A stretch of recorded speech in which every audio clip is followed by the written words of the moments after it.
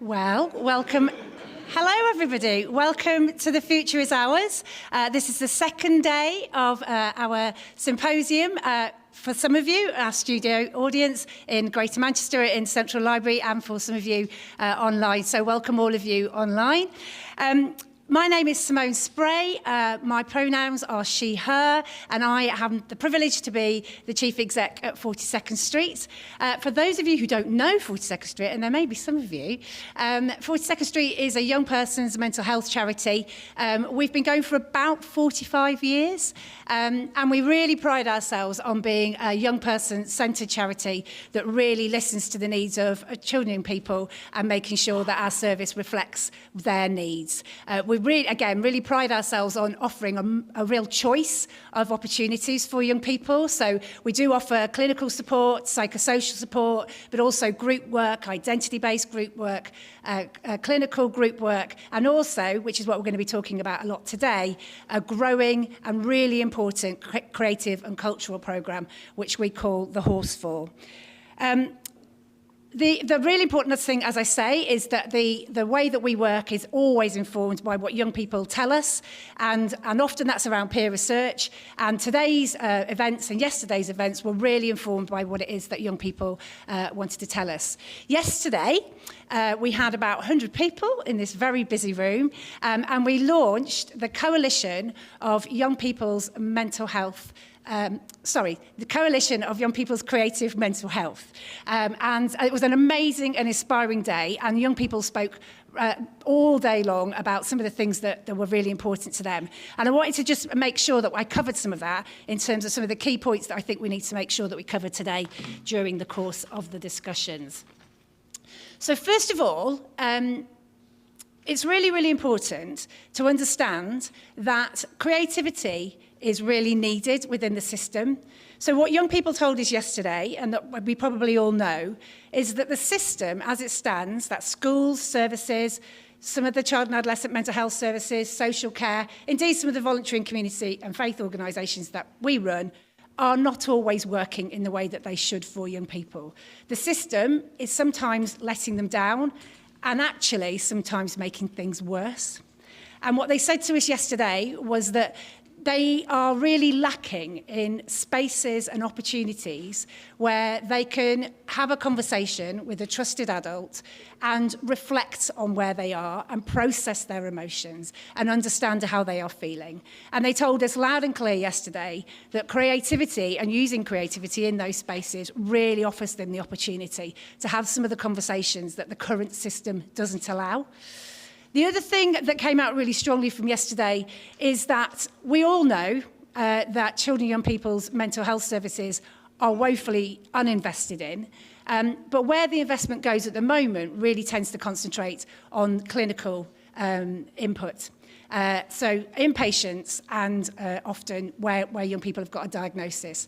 And what young people have told us, and definitely what we see at 42nd Street, is that just isn't working for young people. There are lots and lots of huge issues, psychosocial issues we would call them at 42nd Street, but some of the things that are going on in young people's lives, their housing, their families, their schools, their relationships, the discrimination that a lot of young people are experiencing from a lot of different angles, some of that discrimination coming in from overseas now. They're experiencing that every single day, and the pressures that they're experiencing means that some of the systems and services that we've got in place at the moment are just not working for them. So we need to re-emphasise any of the investment that we put into children and young people's mental health services into some of those psychosocial responses. And there's a lot of noise, there's a lot of rhetoric around at the moment around this kind of left shift in terms of health and social care that the Darzi report comments on. But I'm not really seeing any really tangible examples of what that left shift looks like. And what young people are telling us is that creativity can really fill that space.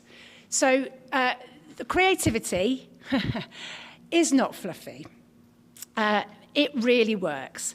There's all sorts of arguments about creativity not having an evidence base. It does. And what we should really be doing is recognising the value that that has for young people, not just at the time that they need it, but as a tool that they can then take in to the rest of their lives. And young people were saying that to us loud and clear yesterday, that this is not an intervention. This is something that they should be entitled to and that they can take with them into every aspect of their life. And the final thing to say, before I move into the sort of format of the day, which is slightly difficult for me to say because I don't really understand it. But yesterday, after all the conversations that we had with the coalition about how we needed to improve the workforce and how we needed to sustain this work and where we were going to get funding from and how we were going to make sure that different young people from different geographies were able to access and take advantage of creative opportunities, Rod, who's our creative producer, he's got a better title than that, but he'll tell you that later. Rod asked the question to the young people, we had an amazing young people's panel at the end of the day, and Rod asked the question, if you could ask all the decision makers in this room to do something that would make a difference, what would that be? And one of the young people, who's 15, in a school in central Manchester, said, just listen to us. And we were like, oh. And I couldn't believe it because the idea that we're not listening to young people is insane. I mean, the quality of young people that you're going to listen to today will be incredible. And we should be listening to what it is that they are telling us. Our services are not agile. They are not meeting their needs. They are often irrelevant to what is going on in their lives. And we need to listen to young people and redesign our services around what it is that they are telling us. So the stories, as I say, that you'll hear today, there's only 4 or 5 of them. And they are individual young people, and they are really personal, but they are not anecdotal. These represent some of the impact that creativity can have on all young people, and we should be listening to them. So I invite you today to really, really actively listen to what it is that young people are telling us through the films that have been really beautifully crafted with those young people so they can tell their stories. That could be quite difficult at points for people because some of the things that those young people are telling us are quite difficult to hear. And they may make you feel uncomfortable, they may stir some thoughts and emotions in you, they may remind you of your own childhoods. And if that happens, please embrace it, but also make sure that you look after yourselves. So if at any point, I've already said it to the people in the room here, but people online, if at any point you feel like this is a bit overwhelming, then take some time for yourself, step away, perhaps go outside if you can do that, look at the clouds, that always helps me. Find a way to ground yourself, because it is really important that we look after ourselves when we're having these conversations as well. Okay. So I'm going to move us on to the format of the day. So it's pretty simple. What's going to happen is we're going to have some what we're calling provocations. So some young people, some films, some beautiful films that you will see and you will hear from young people, the process that they've gone through in terms of their creativity. You'll see some of their artwork, which is beautiful and stunning and moving.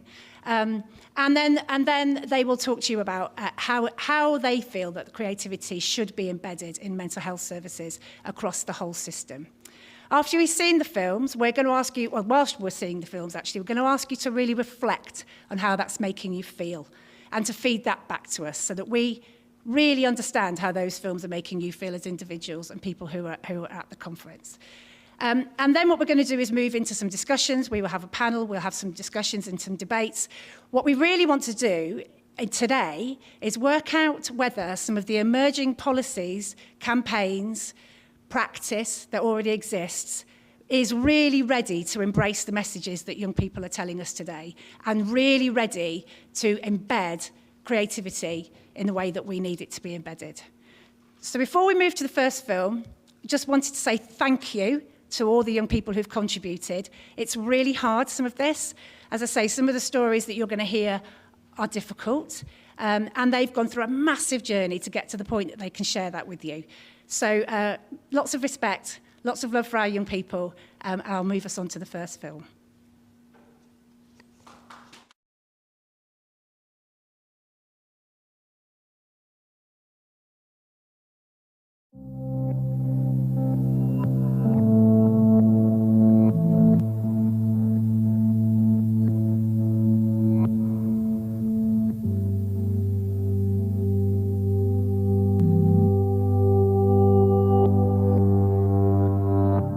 Gabby.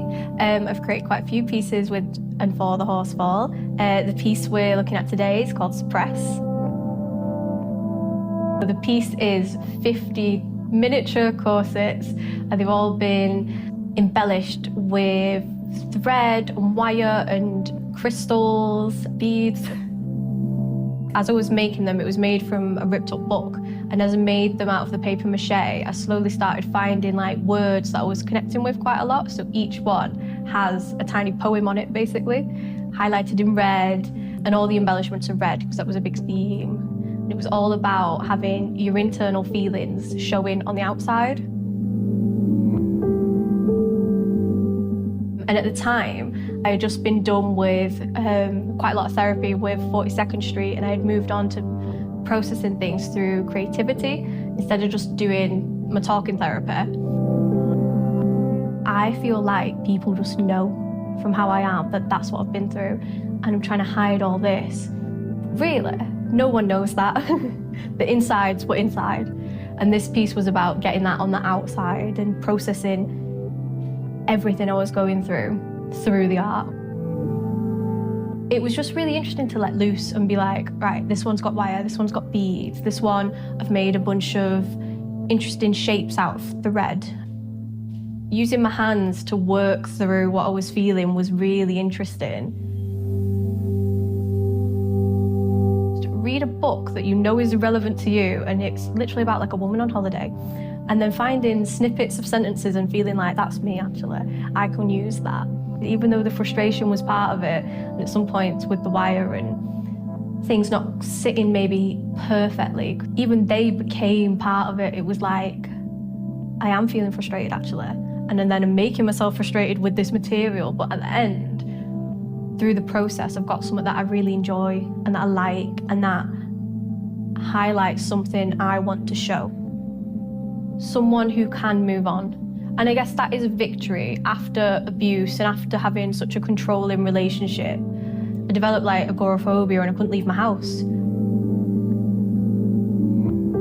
It kind of felt like I transferred a lot of my feelings into the process and into the art. So afterwards, I felt so much better about things because I'd been talking about it in therapy, but it's a bit different to kind of have a physical thing out there to be like, that was me, that was a horrible time, but it's not me always.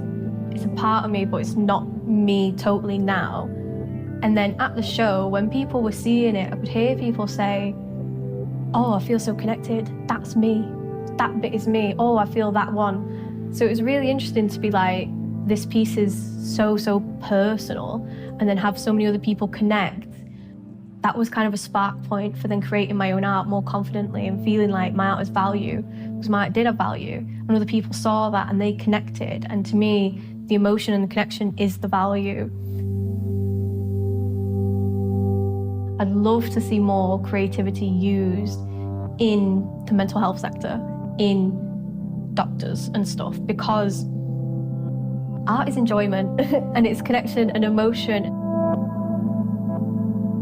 Getting graded on it, I feel like it's a massive trip up into devaluing what it actually can bring to health and wellness. If creativity was more accepted and widely used in everything, I think people would be more okay being themselves and feeling accepted, rather than, I need to stick to the status quo, I need to conform, I can't do anything because people will judge me and it's bad. I don't want to say saving grace because that makes it sound too big, but like it could just be a better way to rely on things, I think. When I was here all the time, this place is such a good nurturer, and feeling like the people around you support you, even though they're older, even though they might have more experience, just to know that you can come into a space and say, this is me, and they'll accept that. Take young people seriously, because they are the experts of their own experience. When a young person comes to you, they are the expert of their own life, and you should actually care and not just be like, well, I know more than you because I've studied it. They have lived it. You can't say that your experience is worth more than theirs. So you should just respect them as well.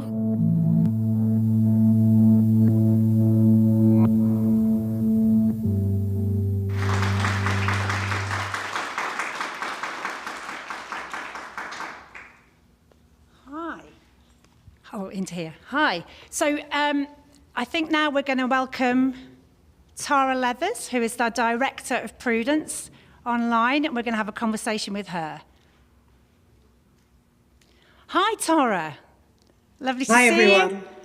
Looking beautiful and floral. Thank you. Nice to see you and nice to see everyone there and online. It's a real pleasure to be here. Start by just you introducing yourself and what you do and what Prudence Trust is doing and why this work is so important to you.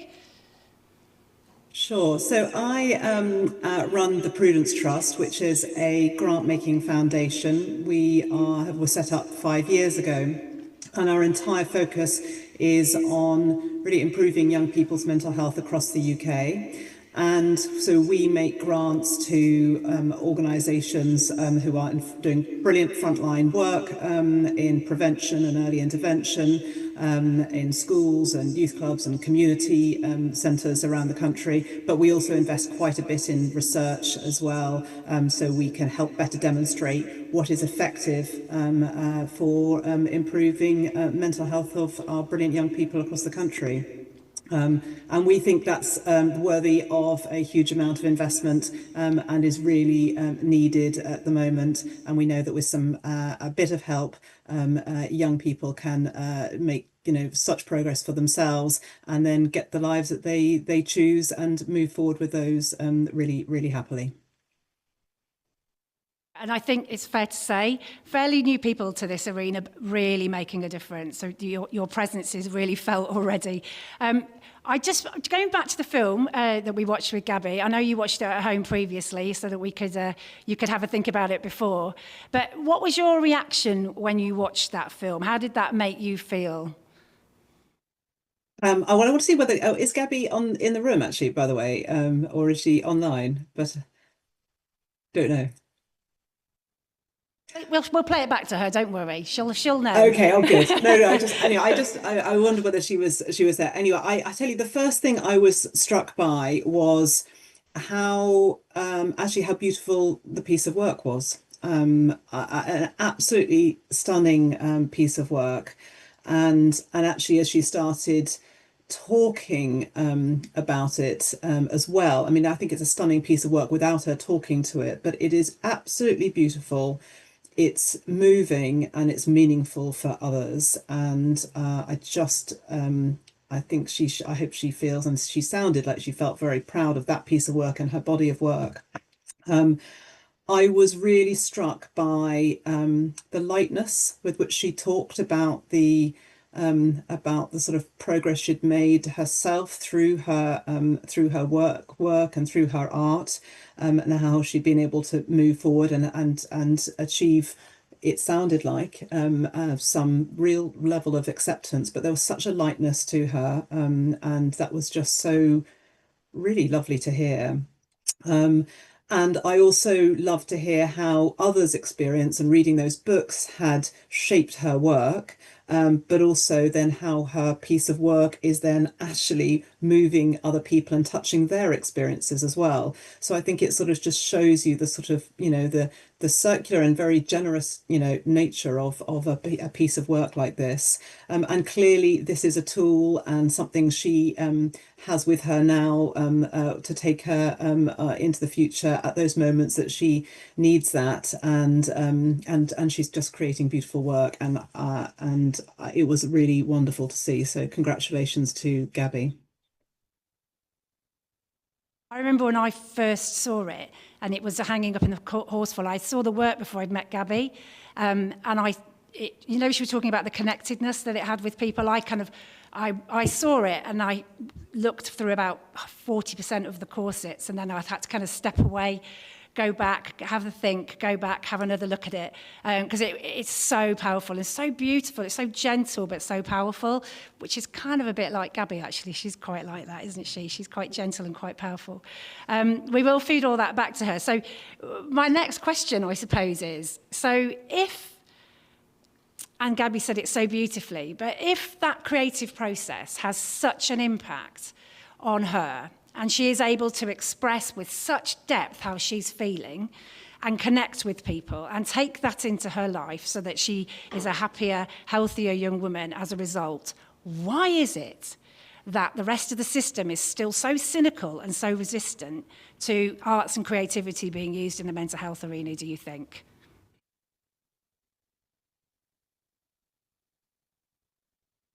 Sorry, we've lost sound here, Ricardo. Sorry.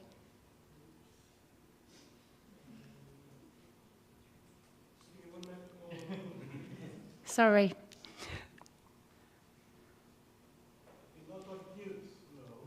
What, sorry? You're not on mute, are you, Tara? No. She was talking happily before. We could hear her before. Sorry, everybody. Sorry, folks. I don't know whether anyone else online can hear me or it's just in the room. I think everyone heard my question, but I don't think we heard any of your answer. If you could recap, that would be brilliant. Thank you. Okay, you can hear me now.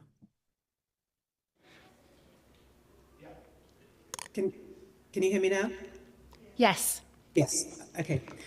So the Prudence Trust started getting into this social and art and creative interventions very early on because we see that young people need to make a choice about how they want to feel better and what is effective for them therapeutically. And there are amazing examples, not only the ones that you do at 42nd Street, Simone, but also across the country there are pockets of fantastic work. So what I guess your question is what's the resistance? I think firstly it's simply inertia. Just doing things differently is hard for us all, and when we have a system that drives people to talking therapy or even to pharmaceutical therapy, it's just really hard to present alternative versions, and therefore we do have to get right deep into the system to help those changes happen. And the Prudence Trust has been investing in a brilliant research project which is about getting social prescribing into CAM, so while you're waiting for support you can do all the sorts of activities that suit you, and actually getting right into the system is incredibly important. So I'd say that. Secondly, I think you're right, there is some cynicism. Does this work? And I think that's on us across the sector, and I include us in that, to make a better case for it. You said earlier, Simone, there is evidence, and I think there is evidence, but I think we need to marshal that a bit better, because lots of people learn through stories and are moved by that, but some people do need to see numbers and a research report as well. And I think if we bring all these things together, the stories and the evidence and the numbers and the fact that we know it's possible to make it happen, that starts to convince people. So I think that's absolutely critical. And I think just as young people want to feel better in different ways, I think we also need to appreciate that people, the people we're trying to persuade, process things in different ways, and thinking about those people as individuals, and trying to work out what would convince each of those organisations and people is the sort of approach that we need to take, and we need to be really sort of methodical about that, because making stuff different is hard. It was really, really hard. And a kind of movement for change. So that kind of coalition that we launched yesterday. So like-minded people all pushing in the same direction. Do you think that will help us? One thing that I have learned in these first few years in the sector is I think that the sort of children and young people's mental health space is a young field, and therefore we need to mobilize together. because if we don't come together, we're going to be lots of, too many small voices popping up, and saying slightly different things. So I think the idea of the coalition and coordinating and working together is absolutely critical, and that is difficult. I think we shouldn't step away from the fact that actually that means that you have to sometimes not say things that you would want to say, and you have to compromise on the messages. So I think let's not turn away from how hard it is to work in partnership and in coalitions. We've recently worked with a brilliant group of mental health charities to try and make a better case to government, and I think that coordination is starting to pay dividends. But also just think of the different arguments you can make. Yes, we can make the evidence-based case, but also, and we can make the moral case. But also, I also think we need to make the economic case as well, because that's what government are listening to. So, different coming together, bringing all the stories and the numbers and the different arguments together, and persisting, even when it is hard working together and hard when we don't make progress, is the way forward, in my opinion. And good luck to the coalition. Thank you, Tara. That's brilliant. And I should just say, I'm just going to take the opportunity cheekily to say that I think you're right about the economic argument. And I think at the moment, there's a lot of people in the system who don't even recognise the work that's already being done and the contributions that's already making to the economic argument, because there is a lot of work going out there with voluntary sector organisations across the board that are doing a lot to kind of prop up the prevention work. And I think we're running into some difficult waters at the moment where it may well be that some of that funding is removed, and actually we don't even realise that that is propping up the prevention world already and already saving the system some money. But we need to get better at how to articulate that so that we can sustain the work that's already in place, but also then add to that and grow that into a better preventative movement, I think. So I couldn't resist saying that. Sorry, there was just a bit of an opportunity to say that. So I think we're out of time. So thank you so much, Tara. I really do appreciate you taking the time out to be here and to set the tone for the day, really, because I think this is a level of conversation and discussion that we need to be having over the course of the morning. So thank you so much. Obviously, tune in to YouTube if you want to watch the rest of it. But thank you so much. It's been a brilliant start to the day. Wonderful. Have a fantastic day, everyone.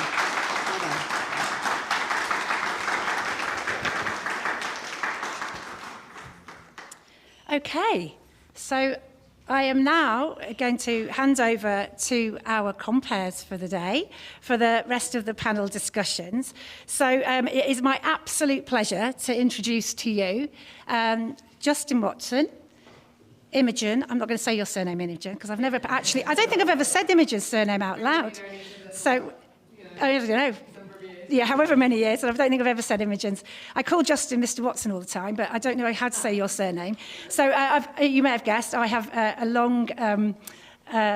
the joy of having worked with both of these wonderful people for many years in Manchester and nationally, actually. We've done a lot of work. And I couldn't think of any two people who hold the rights of young people so close to their hearts and will be able to navigate us through some of the discussions. But also, enter George.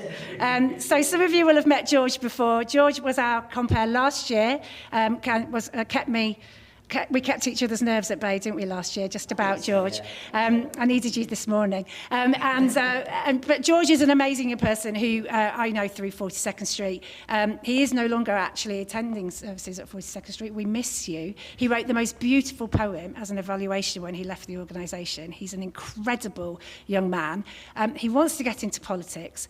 And I needed to say to you, he met Andy Burnham this time last year, and also has met Lisa and Andy since. And he is an amazing person when he gets talking to politicians. And just saying, the world would be a much better place if George was in charge. Okay, so over to you.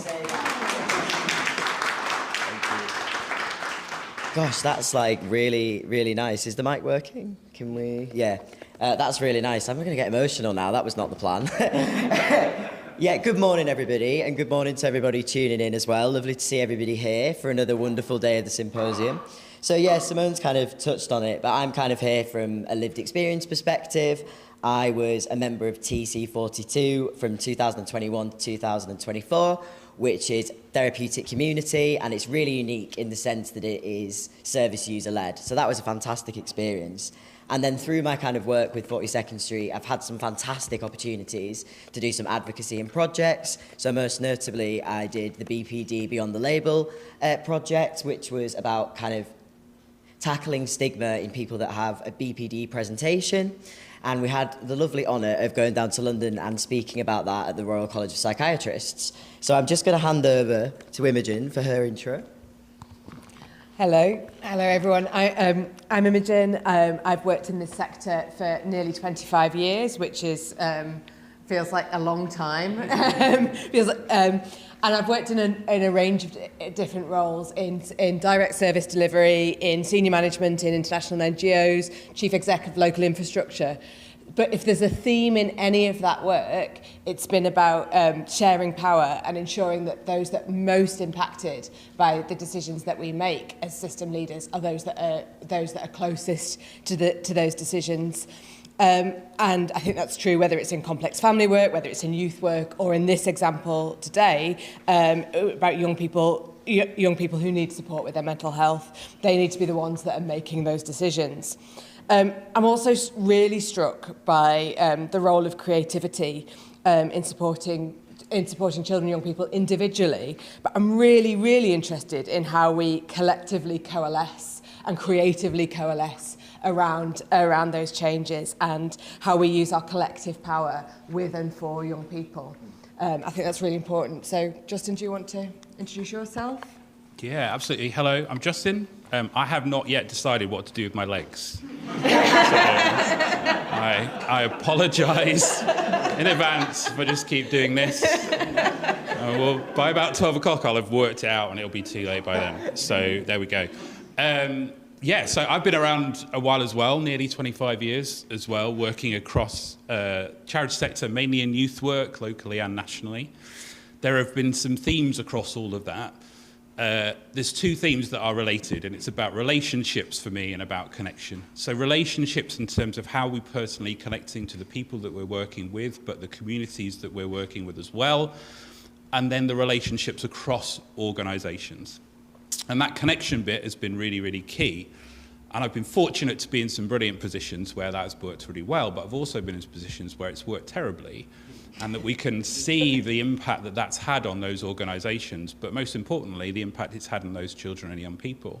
And we know that the system is really struggling in lots of different ways, and a lot of the system is designed to support us to connect in quite negative ways, and that's really challenging. So if we think about some of the funding landscape, we're automatically put in a position where we need to compete to get that funding. And that's just embedded in the system. The only way that we're going to challenge that, as Tara said there, which I really like that, we've got lots of little voices saying slightly different things. When those things are just slightly different, I think that's where there's a gap for people to go, oh, well, this isn't organised, this isn't coherent. I've been lucky enough to be in some of those rooms at a national level, and one of the things that comes out is local areas are all very different, and they don't know what they want. So we're going to decide for you and we're going to lobby on your behalf. So there's an opportunity, I think, through connection and through collaboration. And I really like the idea of the kind of coalition about bringing those voices together to have shared messages, to share and shout, to kick off together, I think is really, really important. So that's what I'm interested in, is that connection between the local and the national. Brilliant organisations doing amazing work like 42nd Street, with a whole range across the country, and then being able to get to the position of lobbying and influencing what's happening at a national level.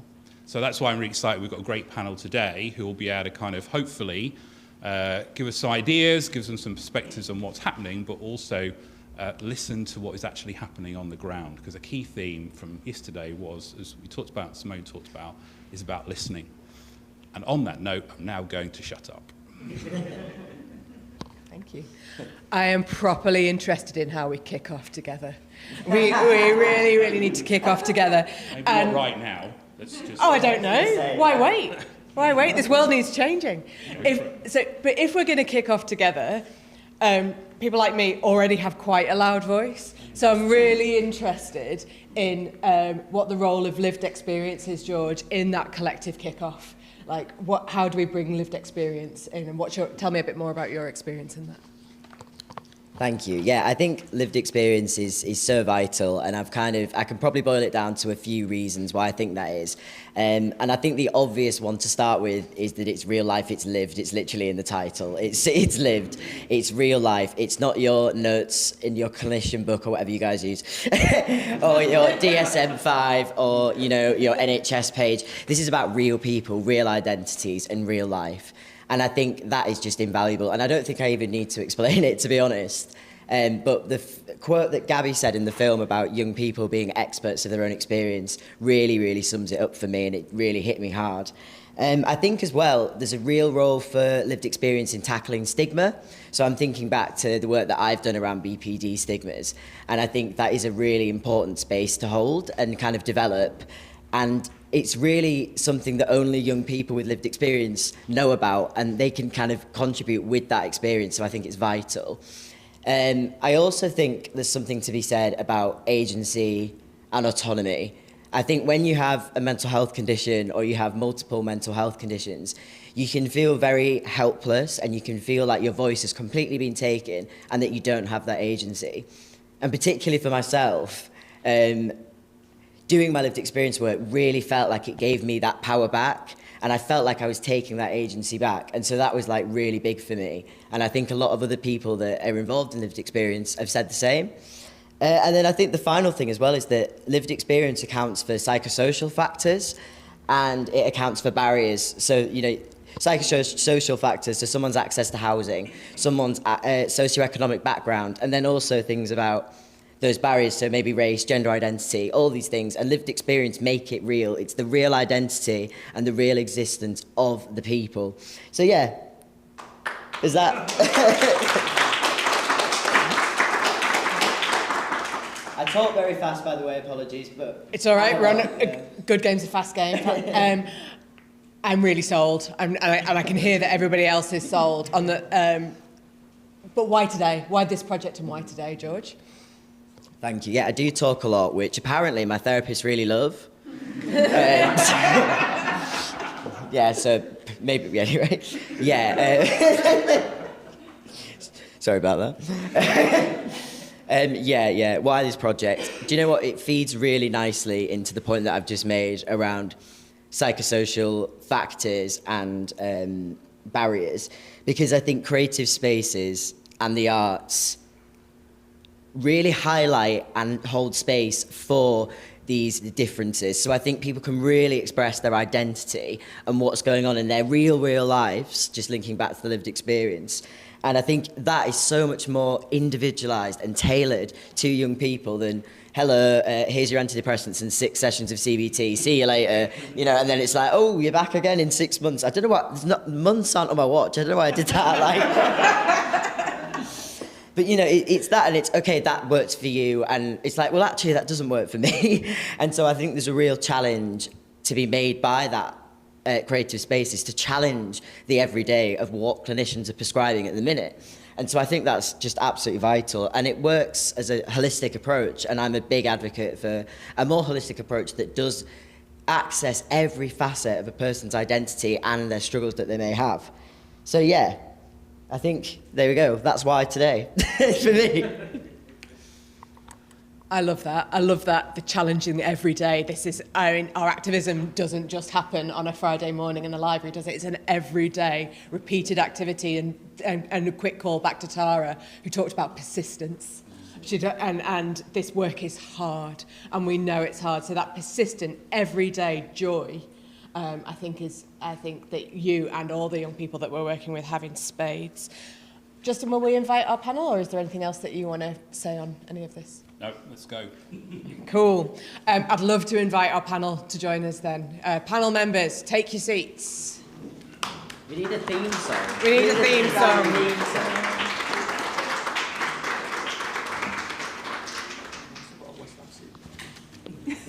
I hope you're going to give it. Crikey, there's loads of them. Just checking my notes because there's blooming loads of them.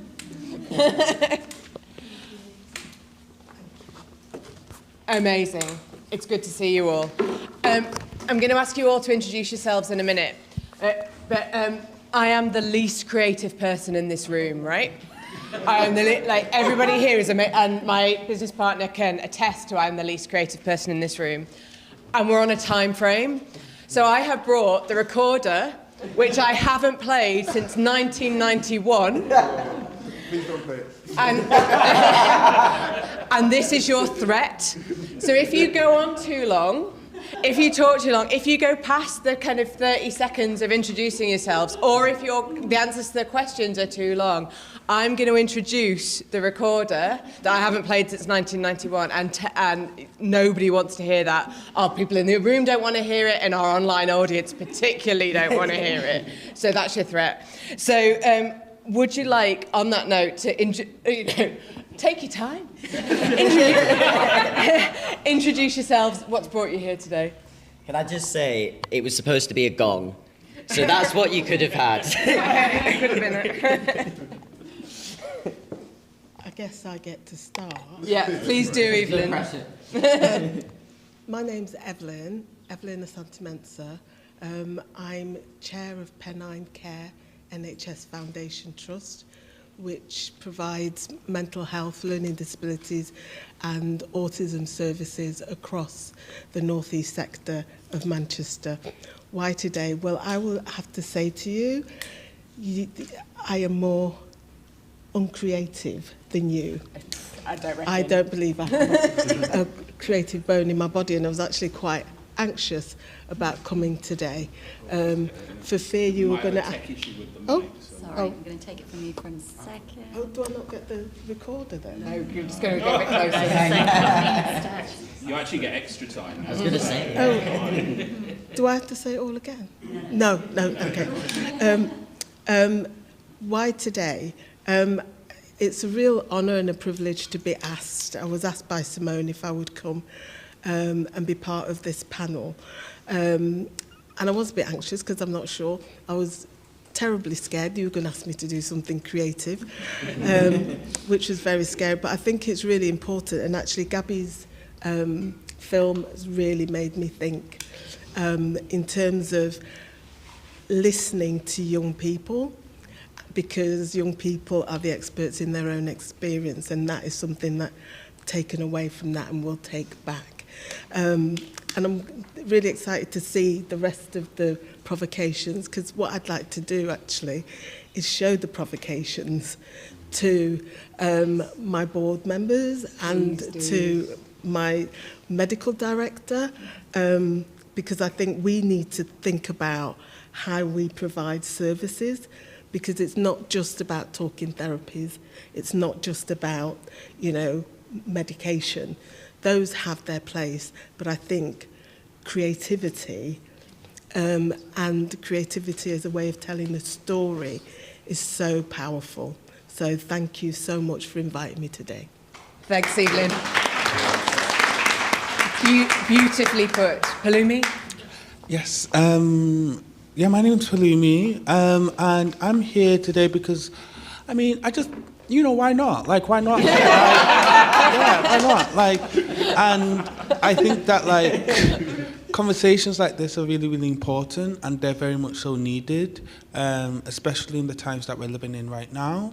I think that young people are facing diverse challenges now, and it's very interesting because there's a new national campaign that's going on that's been led by lots of different organisations, like the I Will movement, My Life, My Say, and whatnot. And I was at one of the hack sessions, and I think that some young people that I talked to, they said they have this. They said that they didn't really see themselves within society. And I think that really spoke to where we're at. If some young people are feeling so detached, I guess.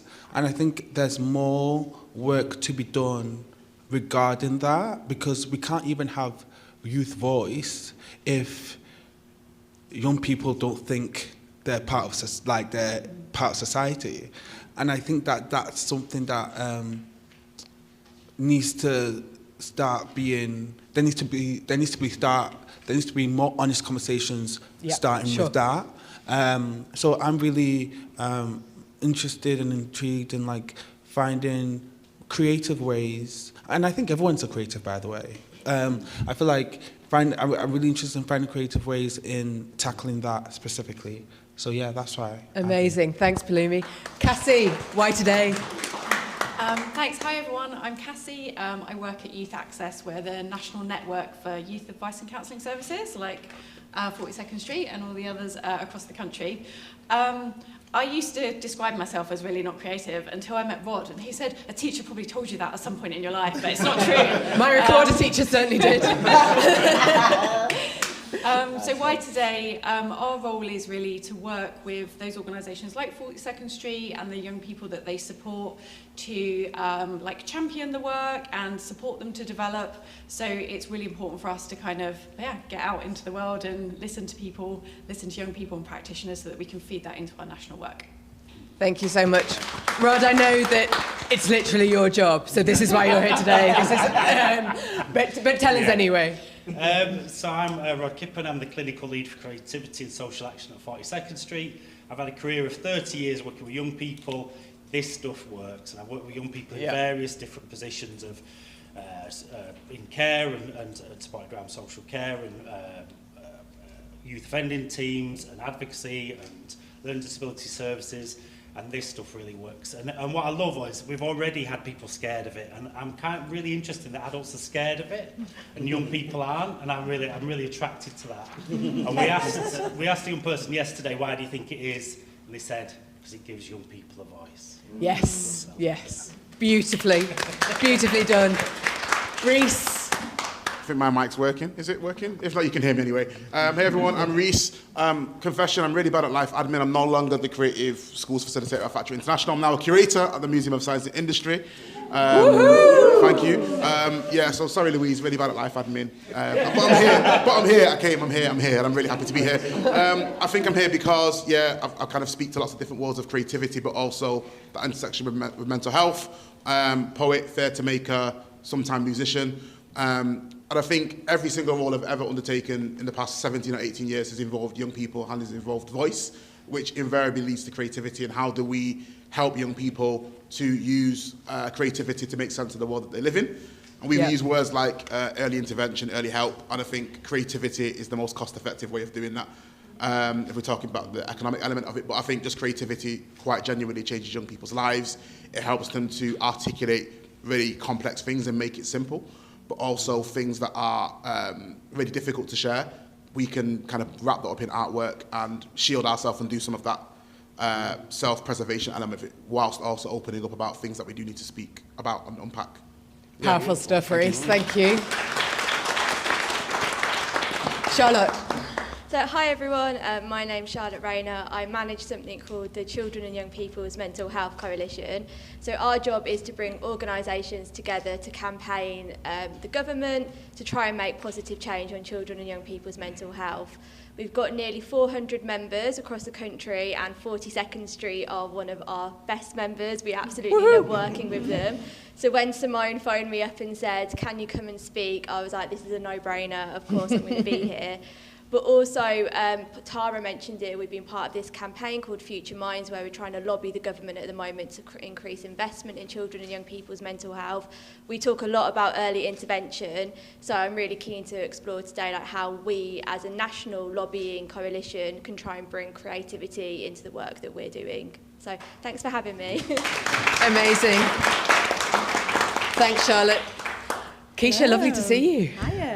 I'm an artist, a producer. I'm the co-chair of the Independent Theatre Council, and I'm a trustee for Olympias Music Foundation. And also, it says here, I'm programme manager for Legacies of Enslavement Project at The Guardian. That's probably the least relevant. But then I was like, actually, maybe it's not, because I got that role because I'm creative. Yes. Because I see anything, I'm like, I can do that. I love that. And I love to engage with that and cultivate that in young people. They already have it in themselves, but we have to be the people that affirm it for them and witness it for them. But I'm really passionate about any kind of convening like this where we get to talk about what creativity means in a really serious way and advocate for it at policy level. I've definitely witnessed it in how it can empower people and not sit within the domain of arts and cultural spaces. For some people who know me here, I managed the young company at Contact for 6 years, and the thing that I loved was we'd get young people coming there, and one, they probably didn't even see themselves as creative to begin with, and two, they didn't skip out and want to be actors. They went on to like do creative entrepreneurship or be a doctor or whatever. So it's like, it doesn't just sit in this little siloed space. It allows you to see that you're a contributor to the world and you get to shape the future. Oh, I love that. Contributors to the world. That's what's going on my LinkedIn profile. Contributors to the world. I love it. George, I think you're going to introduce our first provocation. I am, yeah. Really, really good. Another good film coming. Honestly, all the films today are absolutely incredible. I'm really excited that we get to share them with everyone here. So this next film is from Medea, and she's been accessing the Horseful for a number of years. And her film explains reasons that creativity have resonated with her and what other services might learn from its use. So yeah, shall we hand over for the film? Just before we do, George, yes. Just a reminder. Just a reminder for people in the room and online to kind of contribute. So please use the YouTube chat to put your questions and your comments and your feelings in terms of your responses to the films. We've had some brilliant ones already. There's lots of support, encouragement for you, Imogen, already about actually you are quite creative. So that was quite good. Someone suggested you need to go and have a chat with Rod. So we all do. Yeah, we do. Let's all line up afterwards and have a bit of a chat with Rod, and we'll all come out feeling much better. Also, some really positive comments, Evelyn, about your commitment already about taking it back to your director, which I think is just fantastic. That's exactly the kind of commitment we're looking for. So brilliant. Thank you so much. Yeah. But yeah, and if you're in the room, there's Slido. You can comment on that. There'll be the link up. Oh, there it is. Massive there. So please put your thoughts and feelings in, and we'll reflect that back afterwards. And also you can shout stuff out a bit later if you're in the room as well. So. All right, roll the film. Let's roll.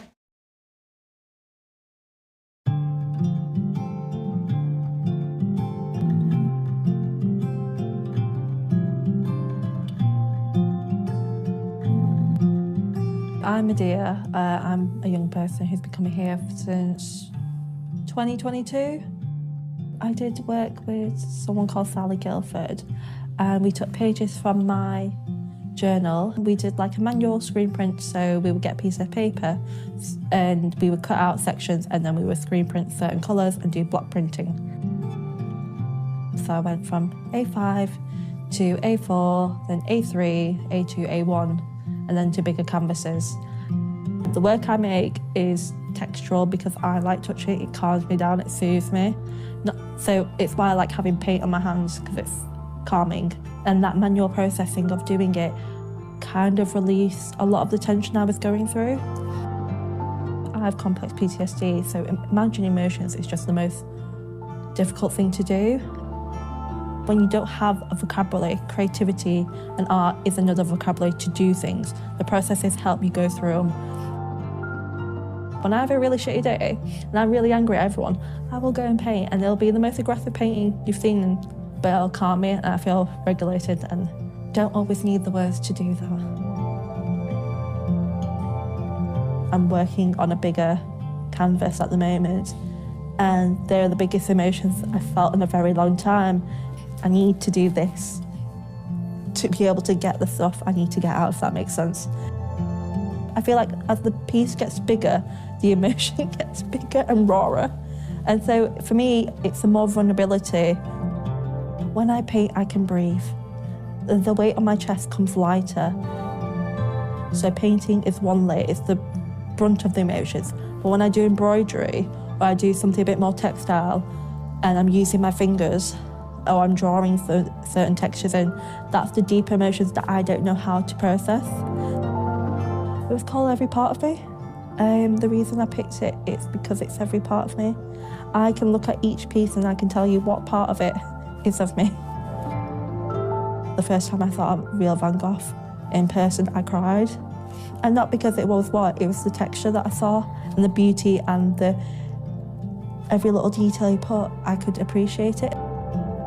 The stuff I do, the stuff I process, not just from my background as a South Asian woman, and not about my mental health, not about my trauma and whatnot, just those things. Those are the social action stuff which I like, and my voice is going a bit stuttery because it's very emotional. It's not just the emotional things I like. My culture, my community, they don't know how to process things. So I want my work to be a way to show others that you don't need to be stuck wherever you feel you're stuck. You can use other ways to get past it. And I think that's where I look for the validation. It has to be more than being beautiful and pretty. It has to have a purpose. So I've come through the service in a very weird, disjointed way. I do lots of young people. I went to university, I went to the NHS, I went to the GP, I went to the hospital, and none of them could help me. I was way too complicated, and being told you're a problem at that age and no one can help you is quite disheartening because you just want to make it. And so when services deny you support, it's not fair, not just on the young person, it's not fair on their support system either. I love having a space where I can just be within my work. Going to the drop-in on a weekly basis was the most beneficial thing for me. Meeting you and G has been the most beneficial thing for me. I think without that, I don't think I would have engaged as much. Mental health and creativity for me go hand by hand, they go side by side. But I know for my sister, it's not the same thing. But she said she liked the option. My younger brother, he loves it. I brought my friend over to come and do painting, and she was really struggling with emotions. And just doing that just helped to work through a lot of things. It just gave her space to just express. And she asked me why are there no other places like that? How can a wealthy country keep complaining about funding if it's not going to support its future? And if we're not giving them the skill sets and the tools needed to survive, then how can we expect them to thrive? I think coming to the drop-in Creative Collective is not just about making the piece that we have to do or we don't have to. It's about meeting the people because those connections are the most important things. I think we as a community have lacked those community connections. I feel at ease, I feel at home, and there's a connection that I just don't have at home or at work. The NHS, I have a lot to say, personally. Do they actually see us as people? As humans, because sometimes it feels like they don't. I feel like we're just a number to them. I think the systems we have are too rigid, and I think we need to be flexible a little bit more. That's where funding should be, that's where support should be. It's giving spaces, because that's what counselling is. It's just giving space for the young person or the person to just be there. Counselling is one thing, therapy is one thing, medication is one thing, but it's not the be-all things. We need it, but we need other things alongside it. We need the cultural shift to make sure our mental health improves over a long time if we go by that.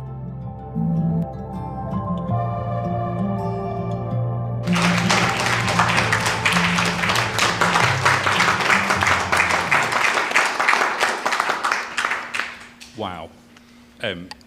Some incredible kind of lines and really, really strong messages in there that are articulated in a way I could never, ever do. Absolutely phenomenal.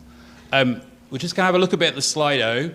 There are, thank God, there's some stuff on the Slido. So right. Inspired, powerful, humbled, emotional, motivated. Interested as well in the ones about angry and frustrated. Some of that, the system came out quite strongly there, I think, in that film. I wrote down, I was seen as too complicated.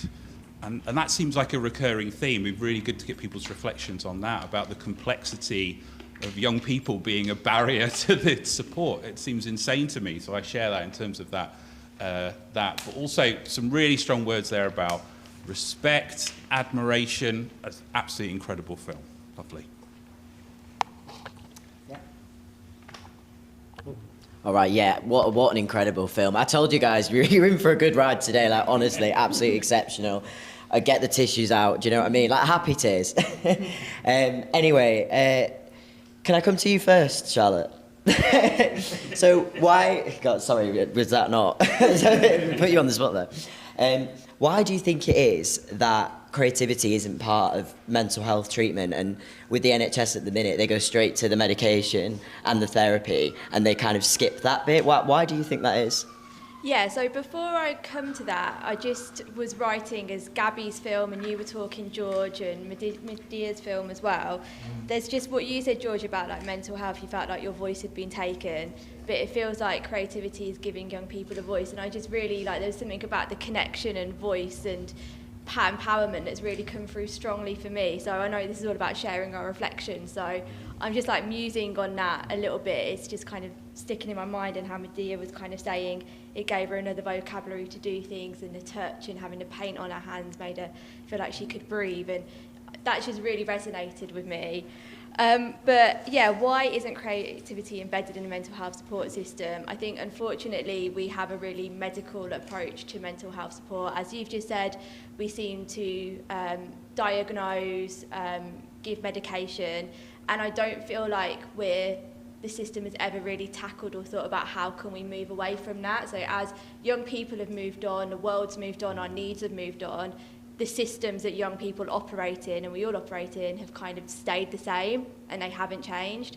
So I know we talk about mental health support, but if we think about the education system as well, how we've stripped the creativity out of that. We're very exam driven, we're all about getting results, going to uni, getting a job, and being the next workers to, you know, build the economy. We've stripped that all from every system, and now I think we need to move the conversation on, like, how do we rebuild the system? And I think for people in government, it's a really big question, it's a really scary question, but also there's no money. They want to do things like low cost, no cost. When we speak with them, what are your solutions that aren't going to cost us any money? And that's unfortunately the place we are. So I think it's too big. I think we're too medicalised, and I think they just don't know how to do it. And actually it's space people like 42nd Street, who are third sector, can provide that flexible approach, but actually really innovate, that these are the kind of organisations we need in the system, and kind of moving away from this overly reliant on CAMHS. I'm scared the recorder's going to come out because I could just keep going. So I'll stop and hand over to someone else. Yeah, honestly, I think that's... So first of all, the little musings that you had, I think those reflections really struck with me, and they were absolutely, brilliant, and I really felt that. I think that's a really interesting approach, and it's really nice to see how that plays into your role and the work that you're doing. I just wondered, can we move to you, Rod, and can I ask you the same question? What are your thoughts on it? It's really interesting when we talk about changing systems or doing things differently. We've created those systems, and this stuff comes very naturally to us. If you have children, they do it, they learn this stuff at the same time they're learning language, they're learning to read and write. We've been doing it for 65,000 years. We have evidence that people have made music and processed the world outside and the world inside. So it's a very natural thing. And again, it comes back to this kind of adulting where we move away from it. We've really got to stop kind of saying art is about GCSE art. GCSE art is about passing GCSE art.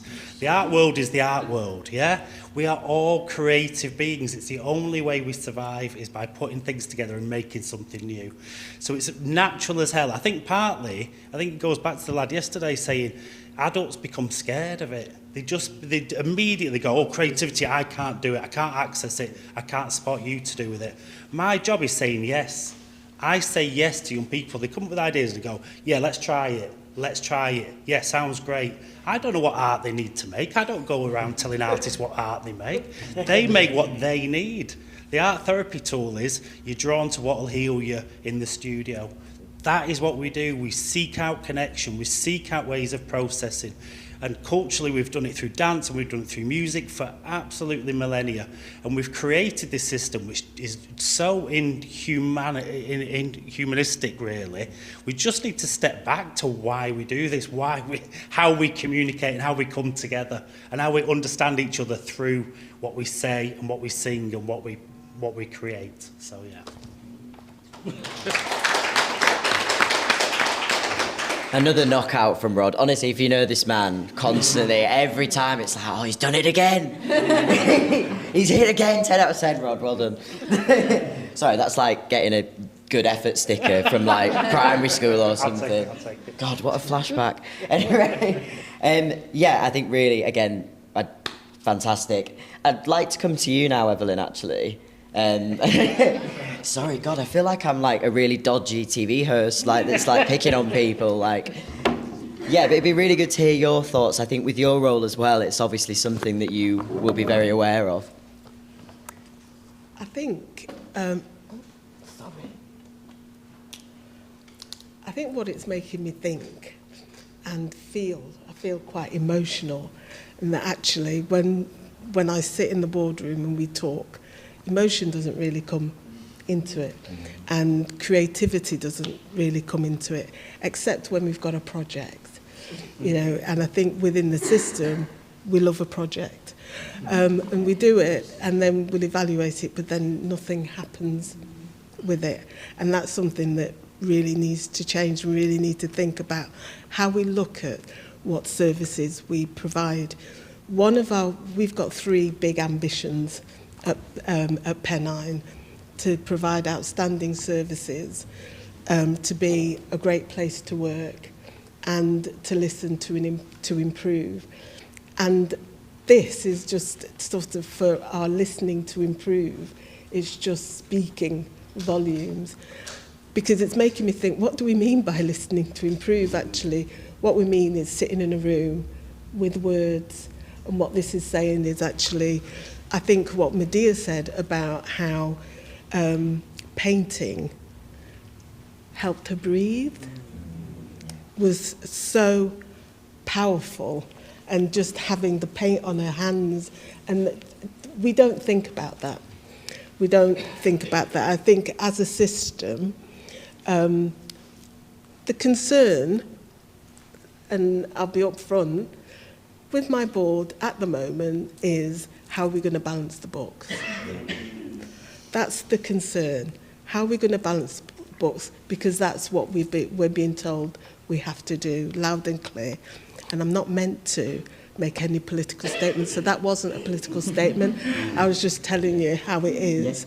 And therefore, when we're presented with development of services, we've just had to put together our plan, you know, our business plan for the next year.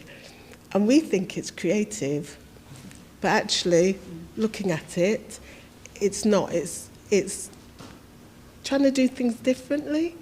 But I'm thinking about creativity in a very different way. I think listening to improve means listening and seeing in a wide range, not just from where we want to be, but actually from where young people are. And recognising that the way that young people express is the way that young people express. And they are, I'm just going to keep repeating things that, you know, young people have said, because actually it's true. They are the experts in their experience, you know, and so I think that it's making me think very differently about the words that we're using to describe what we want, because it's what we want as opposed to how we listen to young people. So this has just been, well, I was going to say a fantastic day, but it's just the morning. More to come. And there's more to come. So, yeah, it's been great. Thank you. Gosh, Yeah. forgive me. Thank you so much. Evelyn, I was struck by a couple of things that you said there, and that when you were almost apologetic when you said you're repeating what young people said. Please do keep repeating what young people say, because you're in such powerful positions that if you can elevate young people's voices and amplify them, that's magnificent. And the other thing that struck me, and it's prompting a question to the rest of the panel, is you said that we love a project. And we all do. We like beginning, middle and end. What would it take to shift from these amazing projects? What would it take to get this over the line and to make it the core system? I invite any of our panellists to say, what do you think it would take to get creativity? I mean, and I can see that you're coming in. I went to see one of our teams last week, and one of the things they said was that we need to be brave.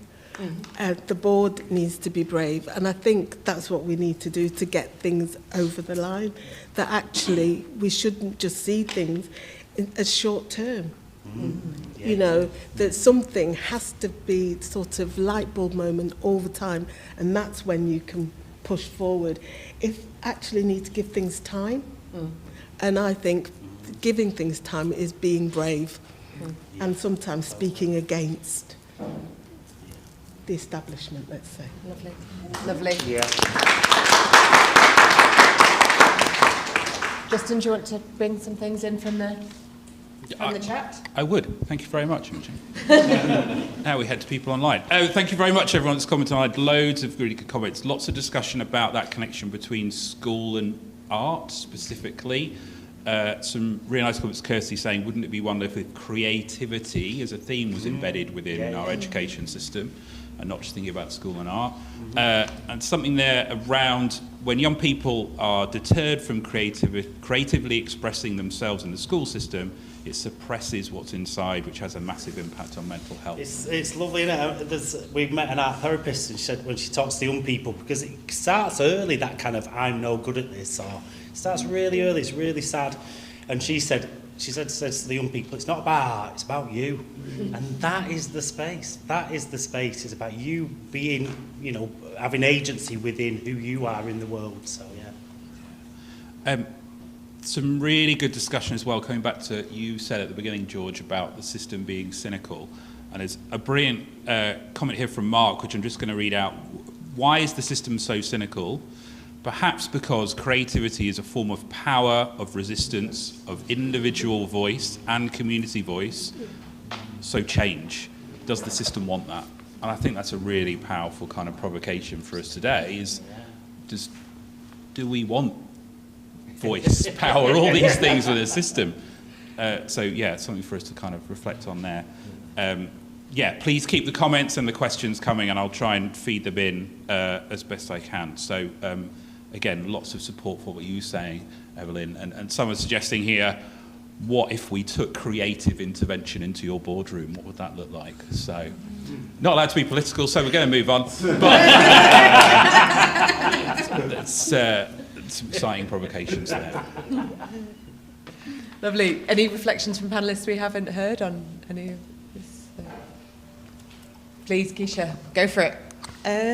One thing I was thinking about was that I went to an event 2 weeks ago about public trust.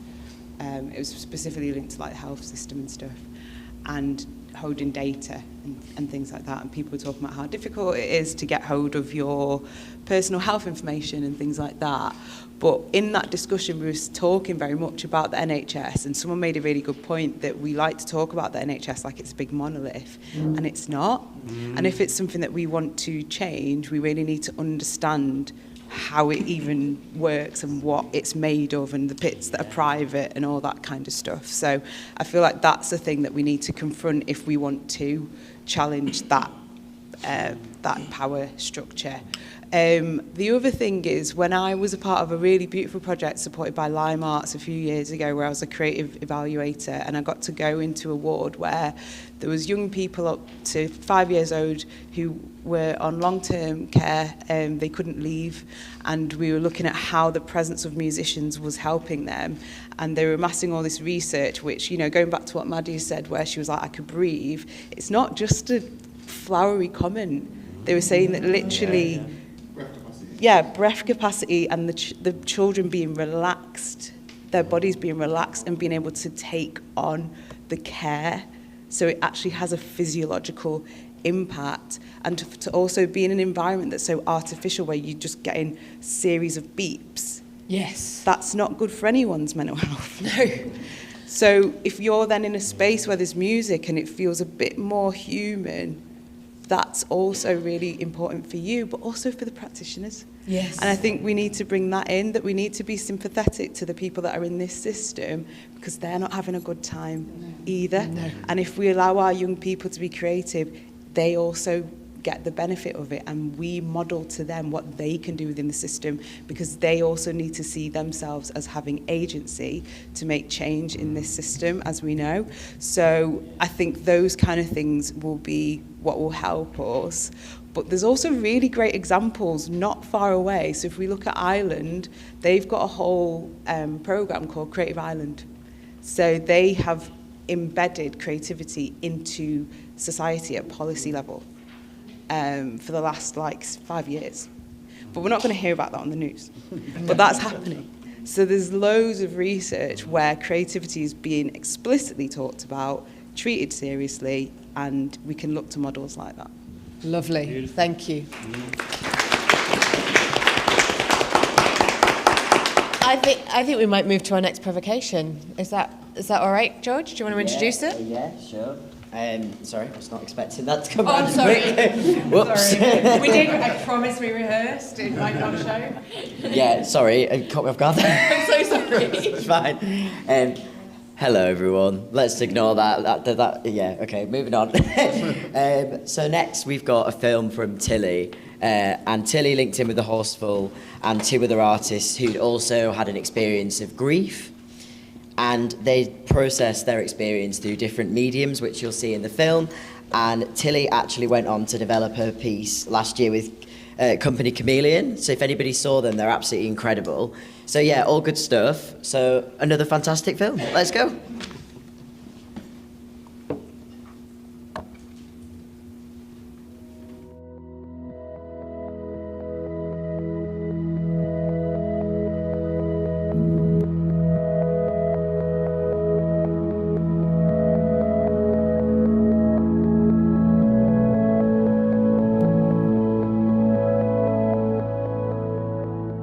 I'm Tilly, and I created, with the help of lots of wonderful, wonderful people, a film which explored different emotions during grief and what that looks like for different people, and how we explored that physically and through wearable objects. The actual context of the work, I mean, I'd hope it was important to show because people would think about maybe exploring grief or thinking about or perceiving these emotions in a new way and how to experience them themselves if they ever need to. No one can talk about grief. No one can say, no one has the right words. No, it's hard to verbalise how you feel or think. There's very few, verbal ways to do it.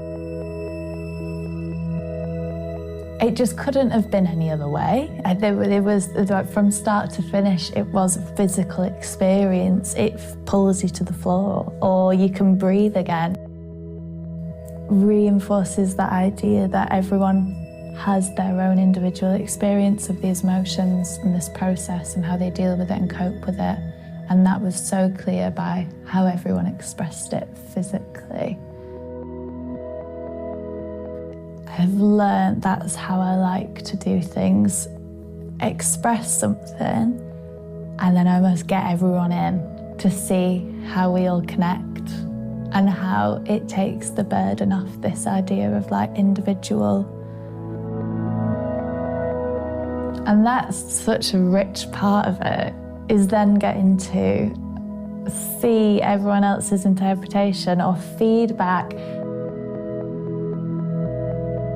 I think think all of these different materials, whether it's like poetry or sculpture or painting, they're all just tools to say something that's going on, and it's whatever tool's going to do that best.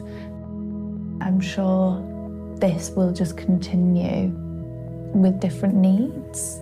You've always got something that you need to express, and I think that can be really hard for people to get the accessibility to and the confidence to.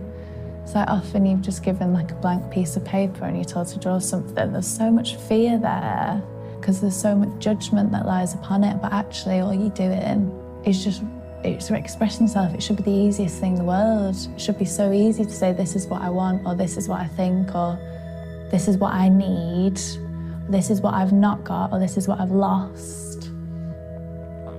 But there's just a societal barrier there if you're saying what you think you'd say or what you're expected to say.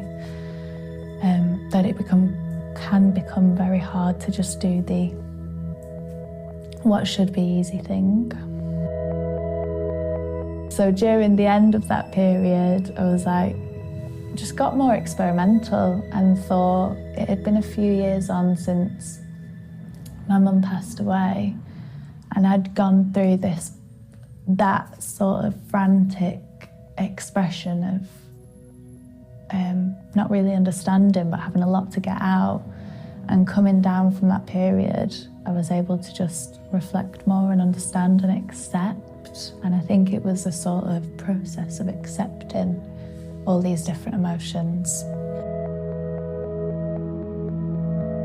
I want this to be something really positive that grows in loads of different directions. I wanted it to have more to it than a tribute to her, because I think that was the most sort of helpful or beneficial or positive way for me to like go through it.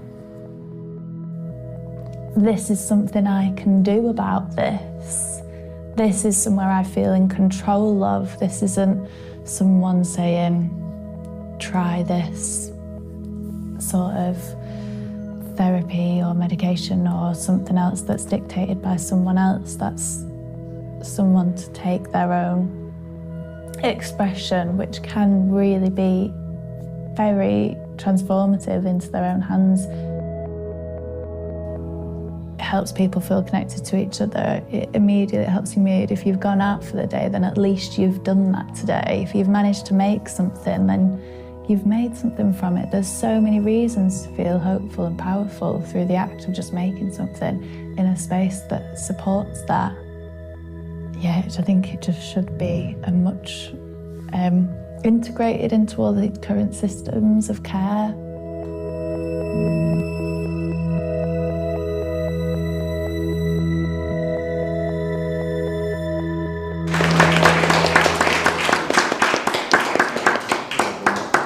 Sorry, I forgot to add one thing, and we definitely need a round of applause for this, but Tilly has actually been offered a place now at Glasgow School of Art, so can we give a big round of applause for that? Sorry, I thought that was very important. Amazing, fantastic. You can see why. Incredible piece of art there. Let's go back to the Slido quickly. Hopeful, emotional, fascinated, reflective. Again, loads of positivity in the chat and in terms of the Slido, in terms of how powerful that was and being blown away.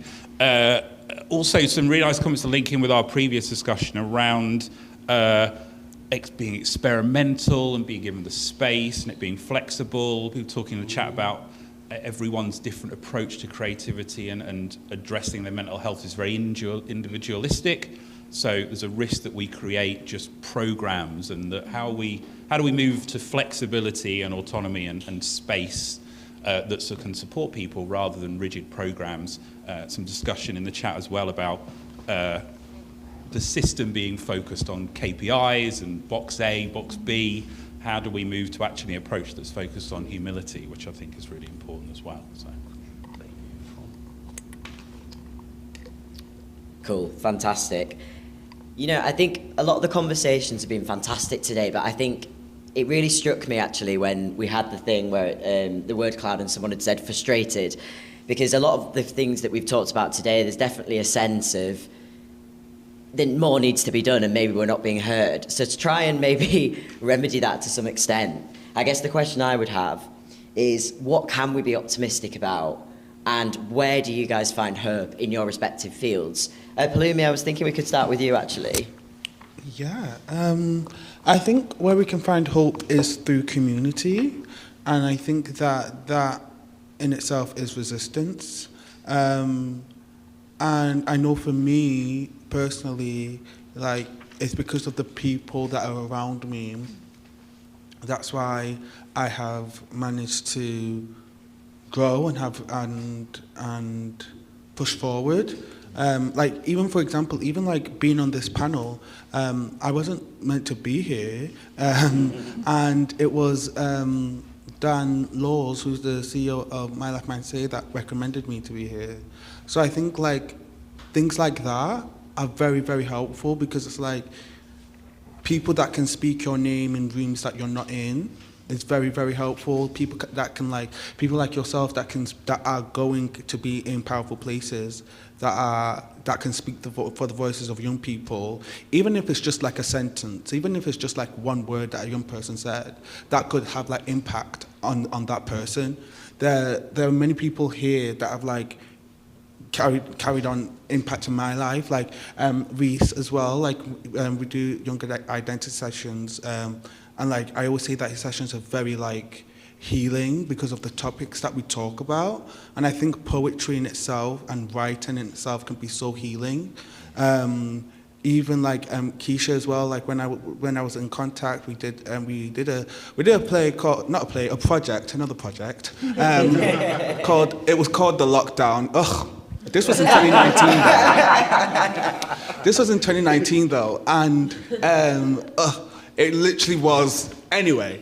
But that project was really good because Keisha really helped me, with my poetry as well, and with Rod and 42nd Street and everything that they've done for me to be even given opportunities like this.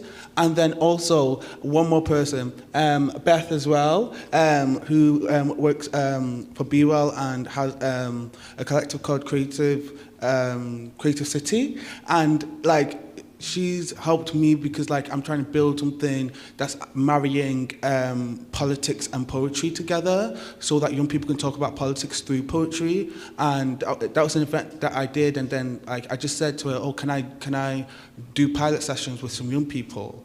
And like she said yes, and we've done like 3 already, and it's like to me, for that to have even happened is like wild because like I never thought that would happen. So I think, to answer your question, I think the way we don't feel so bogged down is by tapping into community, tapping into the fact that you need help, and tapping into the fact that people need people. Like, it's okay. Like, we can't just be like, oh, okay, yeah, I'm going to do it all by myself. It just doesn't work.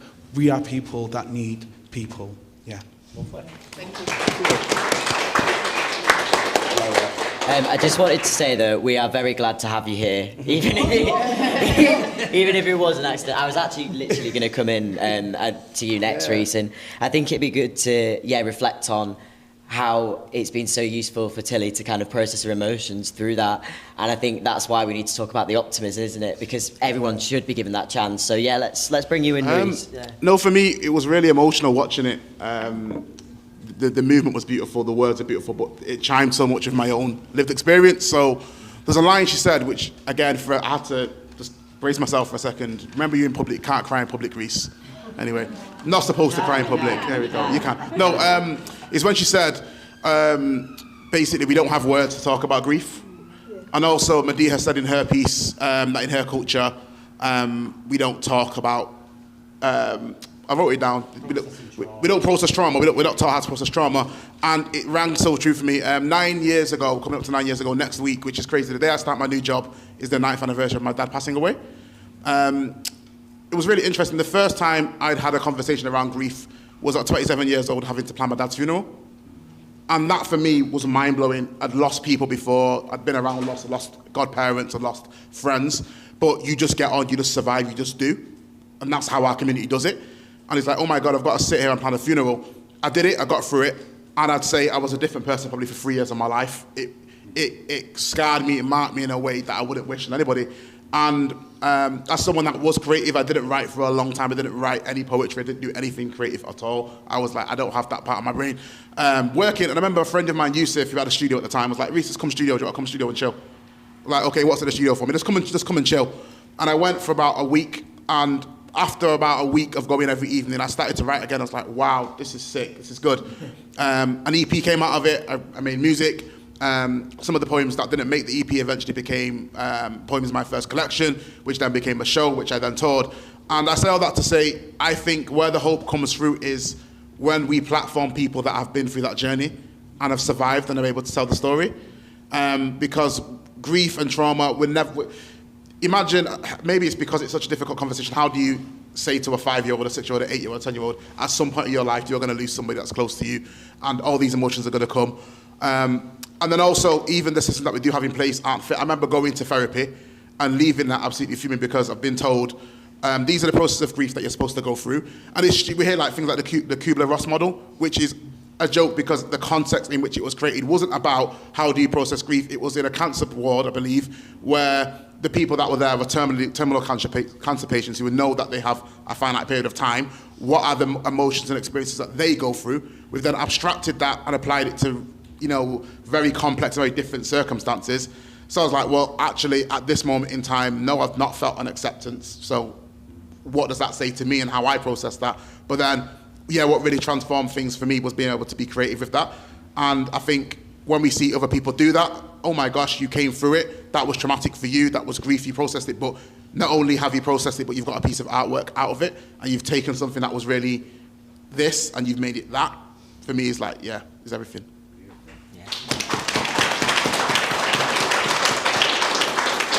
Yeah.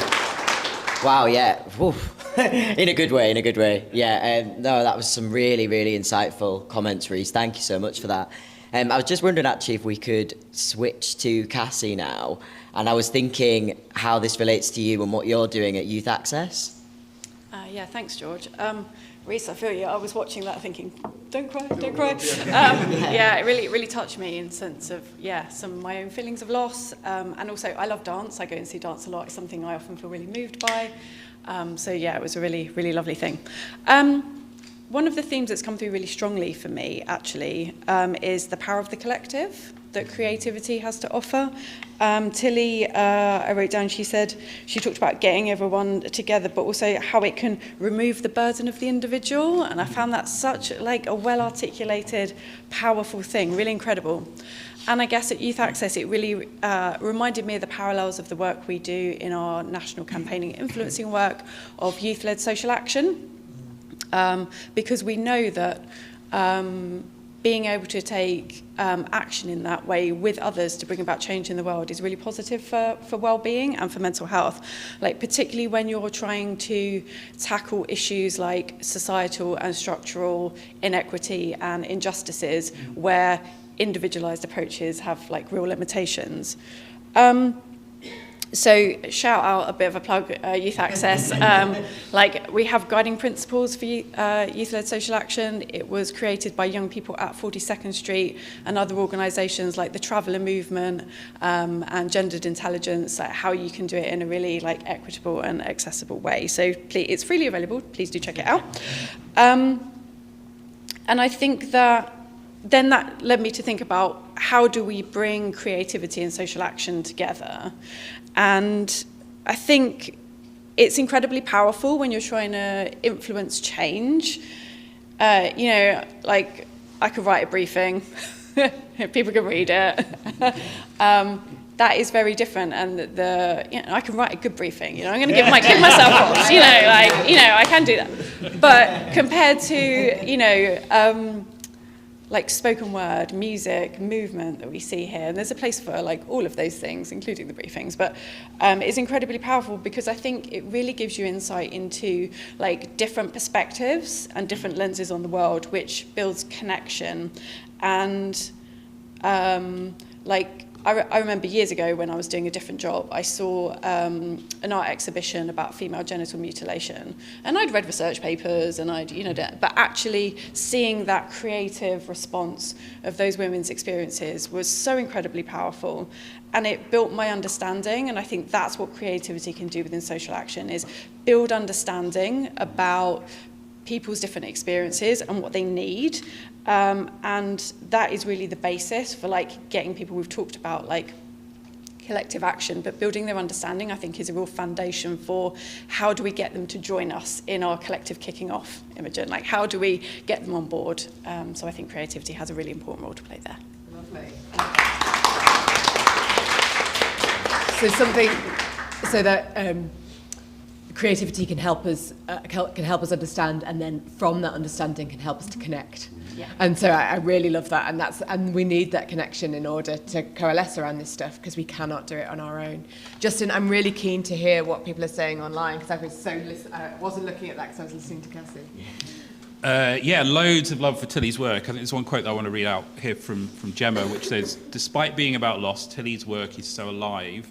Sharing it connects us through our collective experiences." So again, linking into connection. There's something there about togetherness as well, is that it's going beyond just connection, but actually how are we experiencing these things together and what can we do about it together. Lots of discussion about hope, and linking into what you were saying, Rhys, as well, and how we can process grief through creativity and use it as a platform. Some discussion in the chat there, Marina, talking about actually how we process grief and loss that is coming, so talking about the climate crisis, biodiversity, these kind of issues as well, so using it as a mechanism to process that. And some really kind of inspiring discussion, I think, around hope and what this work kind of could give us and what the collective kind of approach. So Emma saying, "I found hope listening to people's stories." Kat saying, "Creative approaches give me so much hope for my own future. I visualise a woodpecker pecking on the social systems and making waves. Change will come, change is inevitable, history shows," which I think is awesome, absolutely awesome. Loads and loads of enthusiasm there. And again, Kat talking about connection. I find that hope comes from connection. I love speaking to fellow artists and knowing all about the passions that others have. It makes me feel connected and like there's a space for me in the world. Awesome stuff. There's a really good question here that I'm going to float out there but kind of come back to as we kind of discuss more. Emma's asking, how can we actually make the change and how do we get involved? So I think we're going to come back to in the second half to think about actually practical action. What do we do about this? I'm going to throw that out there for Simone as well in terms of reflecting on what comes next, what can we actually turn this into that can practically make a difference. Please do. We would also welcome comments from the floor. I'd like to encourage people in the room with any questions or comments that you have. I think that gentleman in blue wanted to say something. Yeah. Any hands up? I can't see any. And I've got a mic. No, that's what would have it. Okay. Thank you. I was really moved by Tilly's film, well, both of them, and I noticed at the end, Tilly ended with the question. She sounded quite frustrated, but she ended with the why can't this just be integrated into mental health services? And I think it picks up the debate we were having earlier. And I think I am full of hope, maybe naively, I don't know, but I've spent most of my career working in the NHS. I now work for a creative arts organisation, so I'm sort of the other side of the table seeking funding. But for many years, I was a commissioner of big programmes like social prescribing from the voluntary sector. And I was always looking for three things, which was the heart, the head, and the wallet. And I think the heart, do you get it at an emotional level? And I think I'm optimistic because I've seen a big ground shift in the NHS over the last decade, that people generally now are much better at understanding the power of creativity for mental health. The head thing, there is increasingly a lot of evidence, but I would say don't underestimate people's capacity to ignore the evidence if the head, if the heart doesn't get it, the head won't listen. And also, and it comes to the point I think that was made about the medical model earlier, we're dealing with clinicians who've trained for up to 7 years. They're highly qualified professionals. And what we're essentially saying is, we can often support people to work with their mental health by using creativity. We don't need your 7 years of expertise and training. So actually, the point about integrating, bringing creative health into care pathways, not trying to supplant medicine and clinical treatment, but integrating so that they're supplementary and complementary. And finally, I know the recorder might go in a minute, the wallet thing. I mean, Evelyn, when you were talking about the board having to balance the books, the reality is we know what we do offers huge value for money and is cost effective, but the NHS hasn't got any money. You know, so the choice is, do we cut back on doctors and nurses, etc., to create some extra funding to fund programs like these? So I think we've got to be, you know, quite creative about how we can deliver services within the existing care pathway, within the budgets that are there for commissioning, and not see ourselves in competition. Because the reality is, even though it's cost effective, you've still got to have the money, haven't you, to commission a service. So those are my thoughts. Anyway, thank you for inviting. Brilliant. Thank you very much. It's massively useful. I love that heart on the head and the wallet. The other thing that just struck me there as you were talking is that harnessing young people's voices and their experiences, but also professionals within the system who've often been in lots of different roles. That kind of, Rod, you were talking yesterday about your history in other spaces and then bringing that into kind of more creative kind of practitioner role. I know lots of people in this room, I'm sure online as well, have been in lots of different those spaces in different roles. I think there's something about harnessing the kind of the professionals as well in terms of this space. So. I wondered, I'm going to pick on you, Keisha, if that's all right, because I can't think of anybody who so embodies that ability for head, heart and wallet. You've got the creativity and the maths from memory. So I wonder what your thoughts are. Can you narrow it down? Thoughts on... Sorry. Your response to how we influence with heads, hands and wallets of heads, hearts and wallets of our colleagues. So I think, as Evelyn was saying, it's about being able to present something to someone so that it hits all of those things at once. Yeah. So, you know, bringing a video in, so that gives you your youth voice, it gives you your authenticity. But then also you can break it down and go, there's creativity involved in making this. Yes. And it costs this much. Yes. But you can show it to these many people. Yes. So that's really quite efficient. Yeah. So showing how you can like use one thing to demonstrate all these different arguments that you want to make.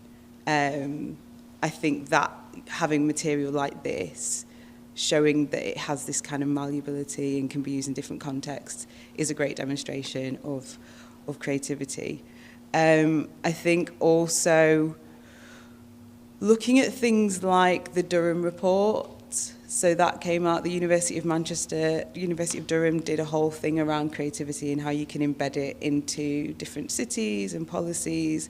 There's the OECD, they've got a conference that they do around creative education and showing how you can teach teachers how to cultivate creativity and how that can then have an impact on policy level.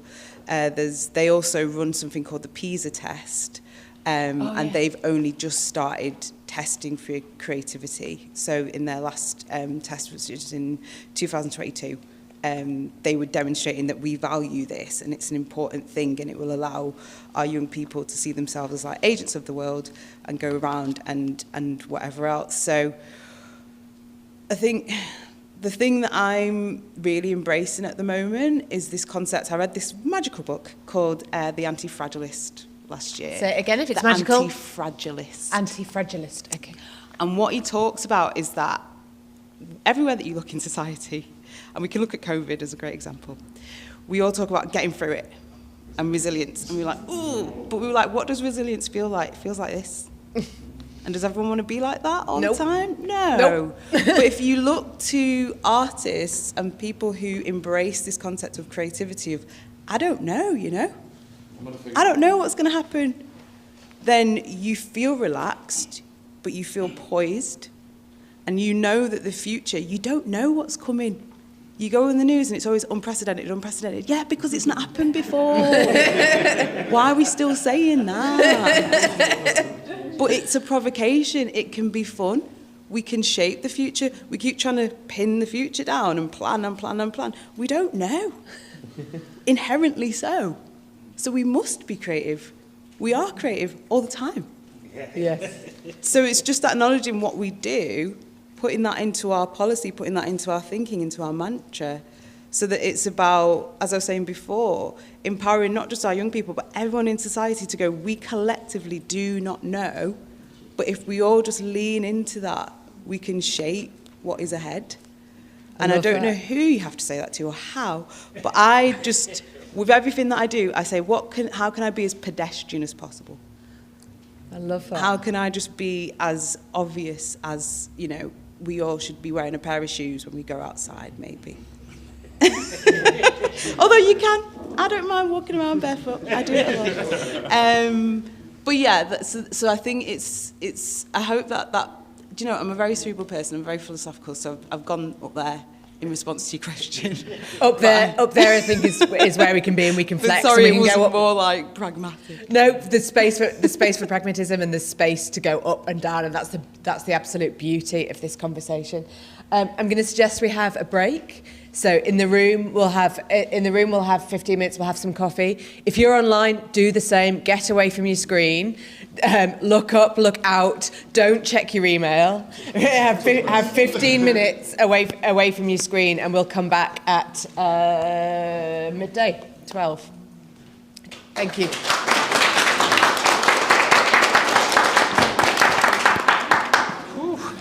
That's great.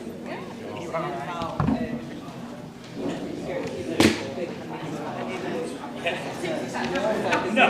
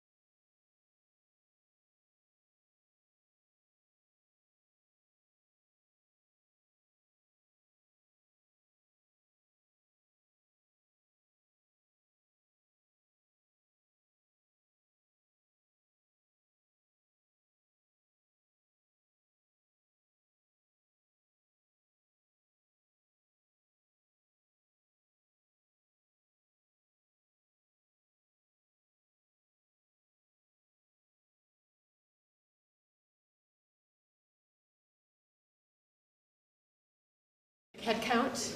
Yeah, we got everyone. Hopefully everybody had a... Scout, always a scout. Hopefully everybody had a nice wee and a nice coffee. Mine was a solid 8 out of 10. Would not recommend to a friend, but you know, it's what it is. Been to nicest toilets. Anyway, what a lovely way to start. We've all eaten. Poor Lou's just trying to have a cake in peace, and I'm talking about we. Sorry, Lou. All right. Well, welcome back, everybody. God, you can't take me anywhere. We have another amazing film, and I've got to say, I actually went to see Andrew's exhibition, and I found it incredibly moving. It was such a powerful experience. I got goosebumps. It was absolutely wow. So I'm really excited for this film. So Andrew worked with artists in residence at the Horseful, and his proposal was to create work informed by conversations with the Young Black Men's Group, which is currently at 42nd Street. And his reflections on the process are going to be what the film's about. So without further ado, we need a little theme song for every time the film comes in, don't we? Yeah, put that in the feedback form. Got it. We need the gong as well. Yeah.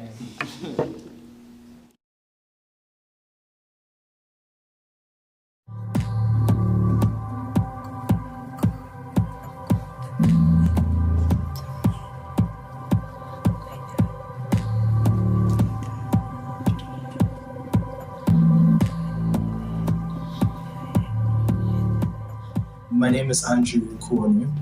I'm an artist based here in Manchester, originally from Ghana. I've been in the UK about 3 years now, and art for me encompasses a lot of things. For me, it's been an outlet, a therapy, if you will.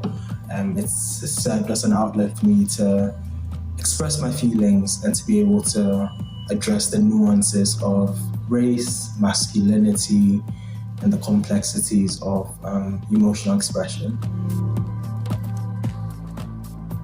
I worked on a project with Jet 42, that's the in-house Black men's group, where I explored masculinity, what that means, and also shedding some light on vulnerabilities and why it's important to create safe spaces for Black men to be vulnerable and to talk about their experiences. So the culmination of my entire work was a series of paintings. I had 9 paintings which spanned several topics, from suicide to relationships to emotional suppression to toxic masculinity. So when I found art as a way of speaking without using words, I clung to it. I've always been a creative at heart, and I feel like art for me opened doors that I would never have thought possible. It allowed me to speak in rooms where I would have otherwise been silent.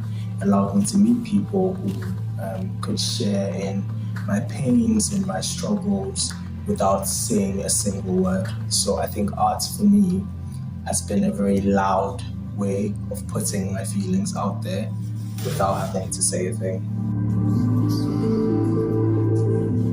First off, I make it a point to make sure I'm properly representing the target group or the audience whose stories I'm telling, because this is storytelling. And so I make sure I immerse myself in the introductory bit of creating my artwork, that's speaking to people, interviewing people, immersing myself in certain spaces where I can observe without being biased. And so the audience invariably feeds into my work. And so in the end, it's a bit fulfilling to know these stories have been told and people can relate to these stories. A lot of people found it thought-provoking because most of these topics are topics that are not spoken about in daily conversation. And so it allowed a space where it was okay to talk about these topics. And the little prompts I put next to my painting served as, I guess, a conversation starter. It was a very thought-provoking exhibition. getting other people's viewpoints about some of these things I'm talking about. It was quite enlightening, and since then it's obviously shed some more light into other issues that I didn't think about. So it's got me thinking a lot since the exhibition as well. So it's an ongoing process. Exactly. Yeah. Ideally, I would want creativity and the arts in general to be properly embedded into, I guess, treating mental health. Simply because I wanted to transcend just an activity.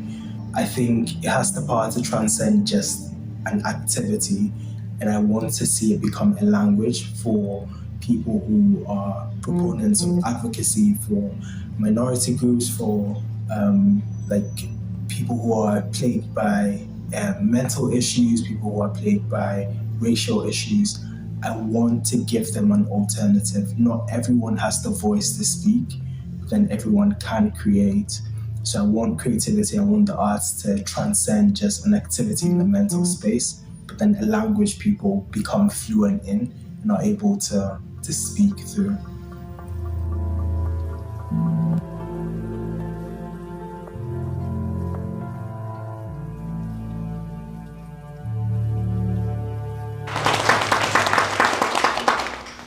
Whew. Told you it was good, didn't I? Yeah, very, very, very powerful stuff. Yeah, I'm thinking a lot about the points that I made earlier about lived experience in creative spaces and how a lot of the time people can't access services because of an element of their daily life or their identity. And I really kind of relate to that. So obviously Andrew's talked about masculinity and race there.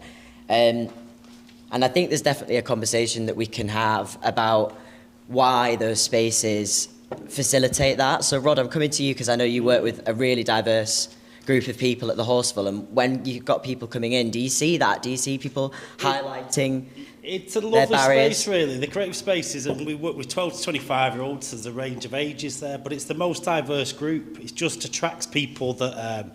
so we have lots of different, in terms of race and ethnicity and gender and economic background and stuff. It allows that space, and also really interesting in terms of neurodiversity. You can kind of engage with it how you want to. So it's really interesting. You can have a conversation, you can be quiet and work on your piece, you can work on a piece that's tiny or a piece that's massive. So it's got this just openness to be able to be in that space. And if we look at 42nd Street, the 4 main reasons young people access us is isolation, low mood, low confidence and anxiety.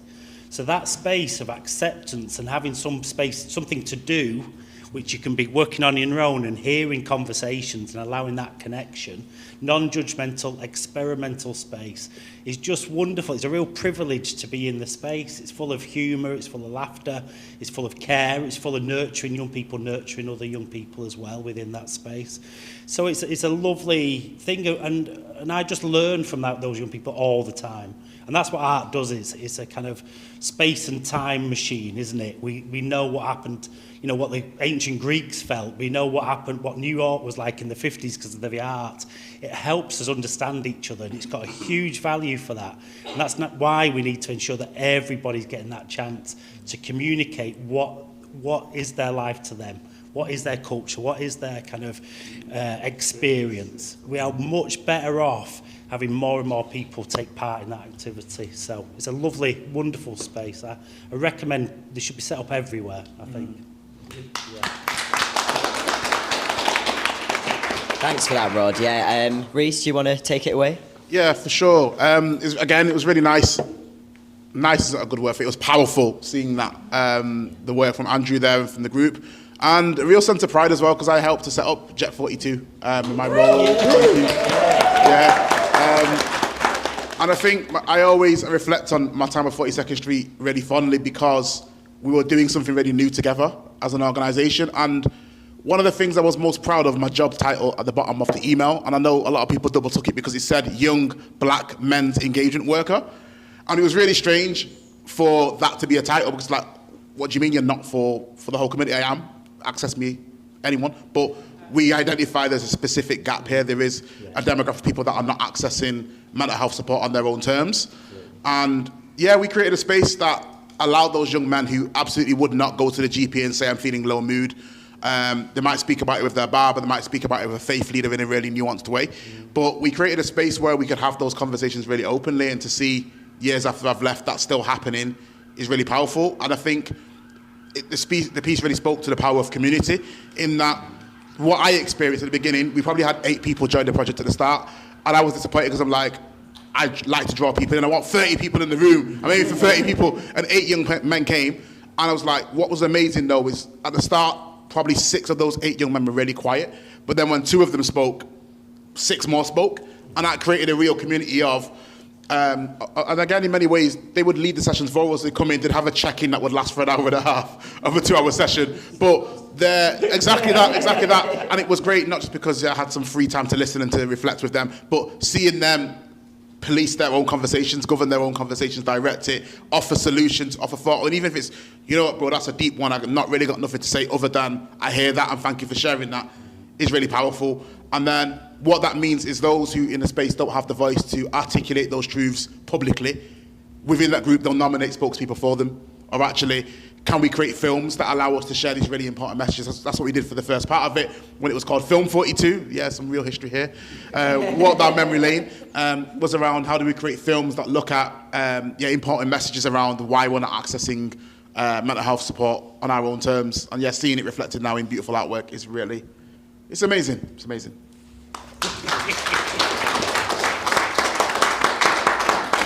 Yeah, more inspiring stuff. God, I'm going to tear up, me. Honestly, like, oh, big feelings. I was wondering if anybody else on the panel had any thoughts or wanted to chip in. Yeah, I wanted to say about black young men specifically. I think that what we're seeing now is that there's so much colour for young black men as well, because I think there's always like how the media portrays black men is very there's a narrative that's always trying to be portrayed, yes, and it's very problematic.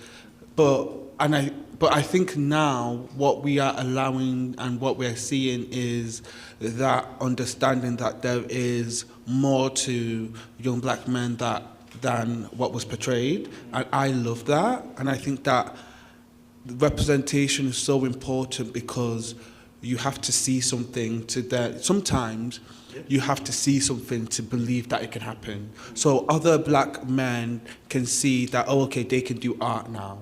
And that's all that they need to see. And they can see that they can talk now, and that's all. Like, it doesn't necessarily now mean that they are going to be like drawing the art or whatever.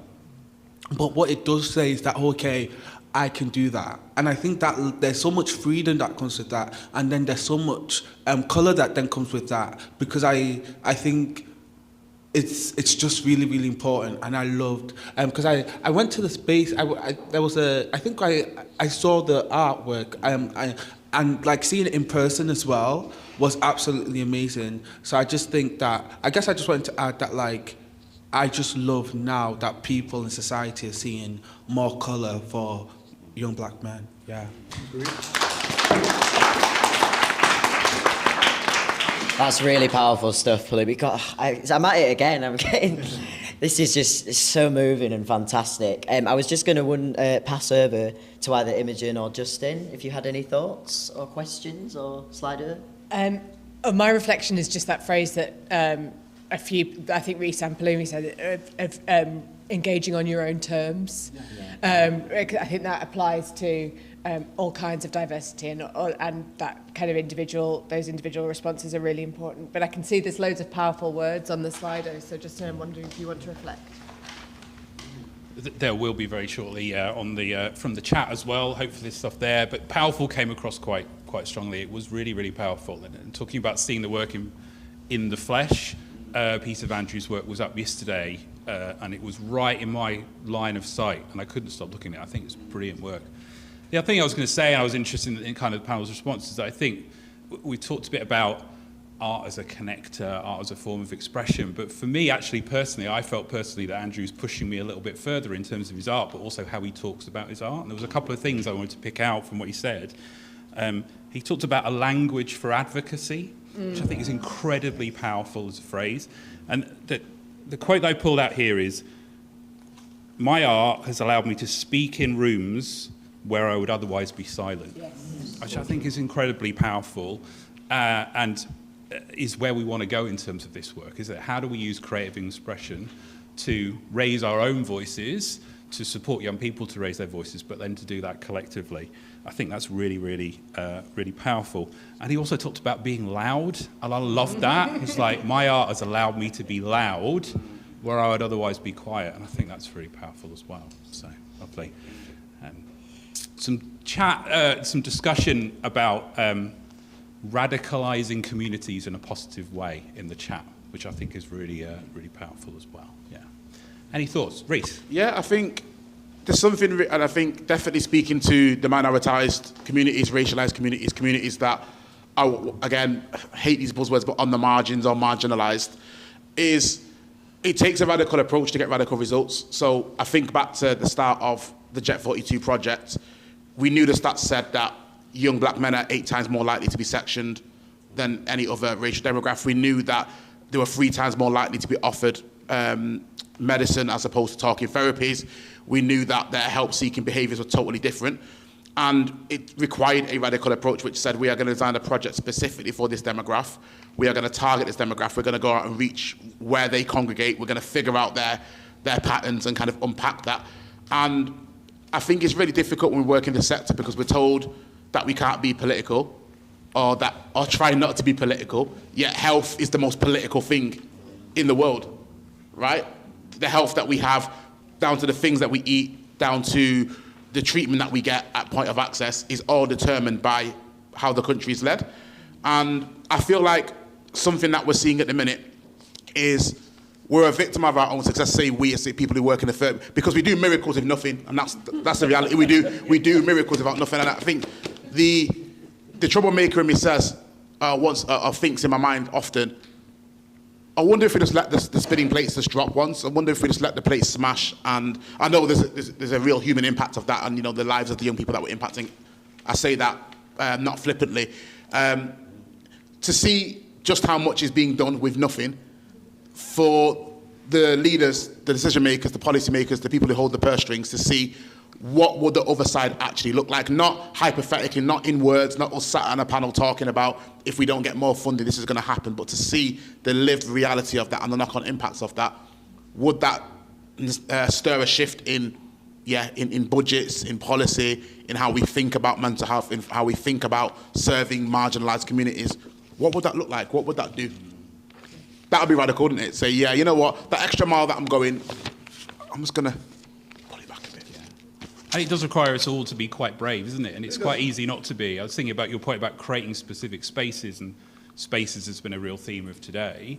But it's quite easy to create open spaces and say, everyone's welcome here. The door is always open. That's just not good enough, is it? We need to be bolder and braver. Absolutely, yeah. The number of times we've all been in those spaces, haven't we? Say, well, yeah, we are inclusive because the door is always open. You can always come in. It's just... We're not told anyone where the door is. No. You need to be resilient. God, be resilient and find that door, all right? Yes. And that's going to be your personal growth. Yeah. Evelyn, did you want to come in? Sorry. I did. I mean, all of the provocations have been really powerful. And I was sitting here thinking, when you said, seeing it in life was really important, I was thinking, I wonder, how we could get that work into the truth. Anthony's never going to let me. Anthony's never going to let me out anywhere again. But I just thought it was just watching it was really, really powerful. And I think what you've said, Reece, about what would happen if we kind of let one of the plates fall. We let the plates fall all the time. We let the plates fall all the time. Every time someone is over-medicated, every time someone is, sectioned, the plate has fallen. So we see it.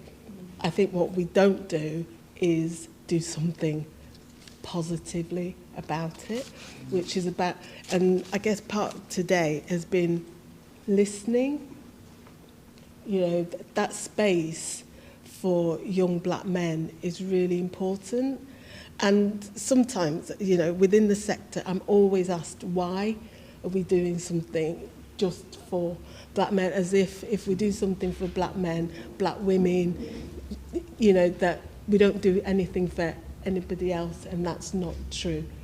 But it's recognising that different people need different spaces, and we should be creating those spaces where people feel safe to be loud, whichever way they want to be loud. You know, as a mother of, he's going to be glad I called him young, but you know, I spent all his growing up, you know, telling him as a young black man, you know, what he had to be, you know, how he had to be better than his, you know, his white friends. He had to perform better in school just to be seen as equal. But we need to recognise, what do we mean by equality and equity? It means that actually I might do something different for you to make sure that you have the same opportunities as me. So I think what I would say is that we need to recognise that doing something, that focusing on, you know, black communities, on communities, isn't that because we don't care about anybody else, but that we see and appreciate the challenge that communities have, and you have to do something different. And that is about being brave, because when the tide comes, you've got to stand firm and be brave. Thank you.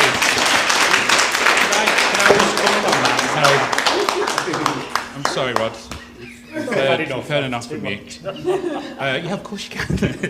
I think the bravery, I mean, I just see in the interviews and in the work that Andrew's done, there's a huge amount of brave vulnerability that goes on, that young people step into, and they step in with their creativity. The fact that Andrew's created that exhibition for people to come to and see themselves in, or to learn, the work from Gabby, if you've gone through that experience or you haven't, you step into her world. The work that you did around BPD, Beyond the Label, you know, it was hugely impactful, that work. It's about being in the window. We had people come in and go, I was diagnosed with that. And they'd never seen it reflected. They'd never seen it. They'd had this thing which I don't know how they'd felt about, or whether they kept it secret or whatever. And they came in and the look on the face was just like, oh shit, I've been seeing. It was huge. It's usually negative, if there's anything at all. Yeah, negative. yeah. So walking into a space where it was, okay, we're not horrible. I promise I'm not horrible. But it was so powerful for those people. You could see there was kind of shell shock. They were coming in and go, God, you've seen me. Go, oh my word. Exactly. So just allowing that space. And I do think that's what art does. It kind of leads the way, and it steps into that brave space of going, I think this is important. Can we have a look at this? I feel it's important. So yeah, thank you. Cassie, I'm going to come to you, I promise, in a minute. I did want to be brave and radical. I've got a great idea. So if anyone in the room has any thoughts or comments or questions, please let us know. Wave your hand and we will come and bring a roving mic to you. I'm going to put this out there and come to you, Cassie, about what you want to say, but just so we can think about it. Lots of discussion in the chat about how do we create those spaces? What are the great ingredients? And I'm also really interested in how do we do that together and in partnership? So Charlotte, Cassie, and you're thinking about building coalitions. What are the key ingredients of building spaces but doing it together? But Cassie, come with you. Oh no, you now made me think about some other stuff. But so I think as part of our strategy at Youth Access, one of our 3 strategic goals is about driving equity in the system, because we know that services often aren't accessible to, representative of young people. And as part of that, we've been working with, in partnership, and I think we've set out some guiding principles aligned with our values, one of which is being bold, but making sure that we have, and holding ourselves accountable for holding partnerships and relationships where we share power, where it's, not, you're sharing resources, you're sharing power, you're sharing voice. And we've been working with Jet 42 and organisations Black Psychotherapy and Corey watch this space later this year, about decolonising therapeutic approaches. And it's been a really fascinating piece of work. And totally lost my train of thought now. Yeah, it's been important and... No, I've totally blanked. Go to someone else, Justin. I'll come back to it. We'll come back to you in a minute. But I think it's great in terms of building those coalitions and seeing everything in partnership, and it's really easy to say that. Oh, you thought of the point now? Yeah. Oh, I'm afraid it's too late. We're going to have to move on. We've run out of time. Go on, Cassie, go for it.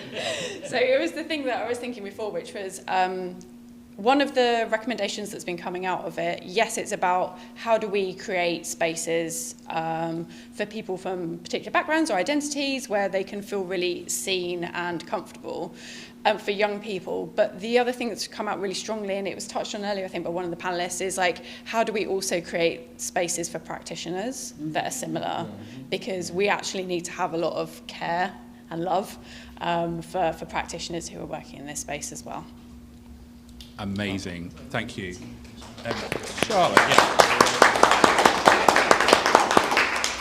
Charlotte, any thoughts on that, what we talked about, and kind of how do we create those spaces? I mean, I'm running a coalition. I am a massive fan of partnership working and working in coalition, because I think we're stronger together than we are apart, and we don't want to...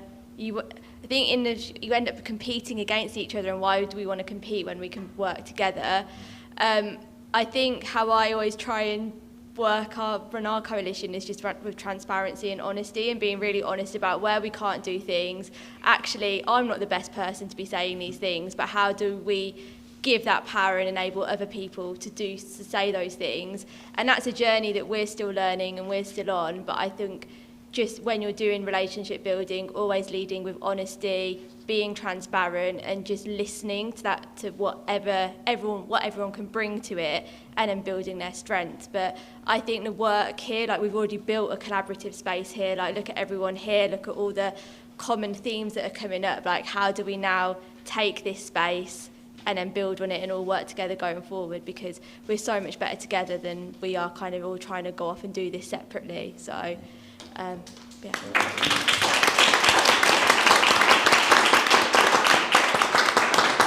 Explicitly invite colleagues in the room if there's any. Oh, sorry. Hi. Missed you, Sorry. Keisha. I'm so Yeah, sorry. can I just add a little bit? You're a colleague in the room, that counts. I think when we're thinking about spaces, if you flip it and think about the experience of the person who's going to inhabit your space, yes, it will inform the decisions that you make. So it's about what is the journey that the person even had to take to get here. What's the transport? What's the food offer?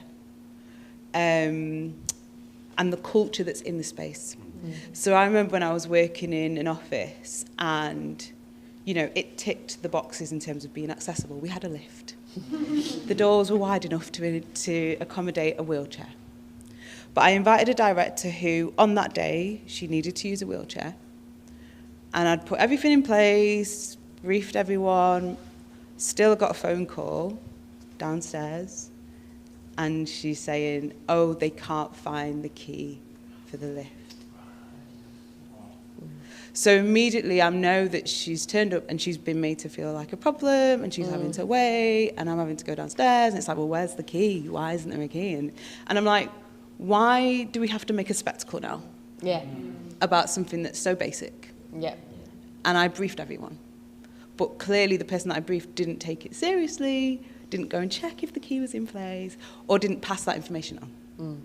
And it's that understanding of, like, that's where microaggressions happen, and that's where people just are compounded by these little things all day, reminding them of how undervalued and underconsidered they are.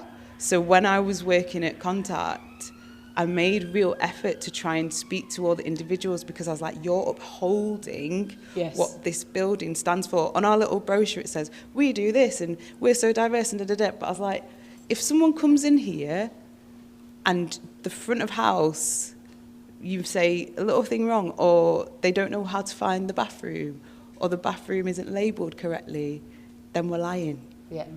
And you have to also have really difficult conversations. So we had a caterer in who, it was Caribbean cuisine. And I sat with them and had some specific conversations around LGBTQ rights, because I was like, we host queer contact, and we know that there is, like, homophobia exists across the board, but we know that there's a specific type of homophobia attached to the Caribbean community that doesn't get talked about, that's a massive taboo. We need to address it, because there are going to be some people coming into your building that won't want to deal with Caribbean cuisine because of that taboo. So what are we going to do about that?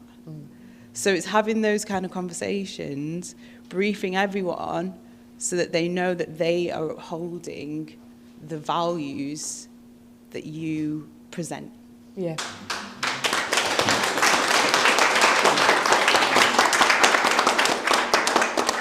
And I think that work that you do at Contact then also kind of, it affects people's experience of the arts, isn't it?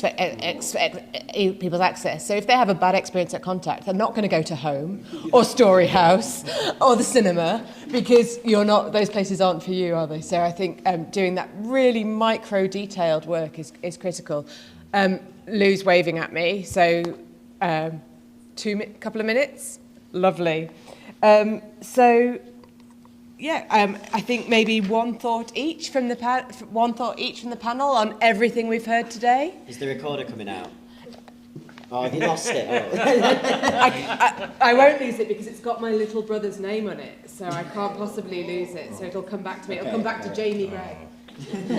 There were some awes there, but they were sympathetic awes, so that's good. Just coming back to the question we posed just before the break as well, what do you think the practical thing is? It'd be really good to hear from you. What do you think is actually going to make the difference and make that shift happen? What can we do practically? And importantly, what can we do together? Rod, let's pick on you first, if that's all right. Oh, jeez. Right, okay. I'm a bit romantic, really, so I'll do all the evaluations and stuff, but I feel like we need a renaissance. We need to say what is important in life, what is important to our young people, what do we want to be remembered for as a society. And I just think we want to be remembered ideally as a very humanist kind of understanding space. So I'm always going to be on that trip. I just think I've worked in this business for 30 years. I always think, why is that not happening? Why is that not happening? And it's the cultural piece that isn't happening around it. And I think how we get involved in that is we be brave, as Evelyn said. It's hugely important we do that on behalf of other people and with ourselves. And we change the kind of culture of society to be much more accepting of what this stuff does and why it's important, and being our creative and true selves, really. So I don't know if that's 1 point or whatever, but that's my mission for the next 20. Awesome. Lovely. I can't wait to see it. I can't wait to see it come alive. Cassie, practical action or one thing? My one kind of reflection was, it was a quote from Gabby's film, which was like, connection is the value, which I really loved. Practical stuff. Like, how can we take this stuff to the people who make the decisions and have the power and the money? I think that's the question. How do we put it in front of them? Because it's really lovely being with everyone here. And I feel like we all come from the same, like, we're all trying to make the same kind of change. And someone said to me a while ago, like, there is real value in preaching to the choir, because actually you feel that sense of, like, renewed purpose and strength that we get from coming together collectively. But also, how do we take it to the people who need to hear it and mobilise it? Yeah, exactly. That wasn't very practical, but it's a thought. That's grand. Yes, I wanted to say that, like, I think there's so much power in words, but I think that does not take away the power of doing as well.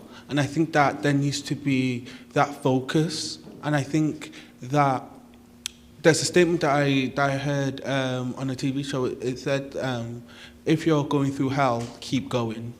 So I think that, like, although things are terrible and although it's all of the things, we just have to keep going.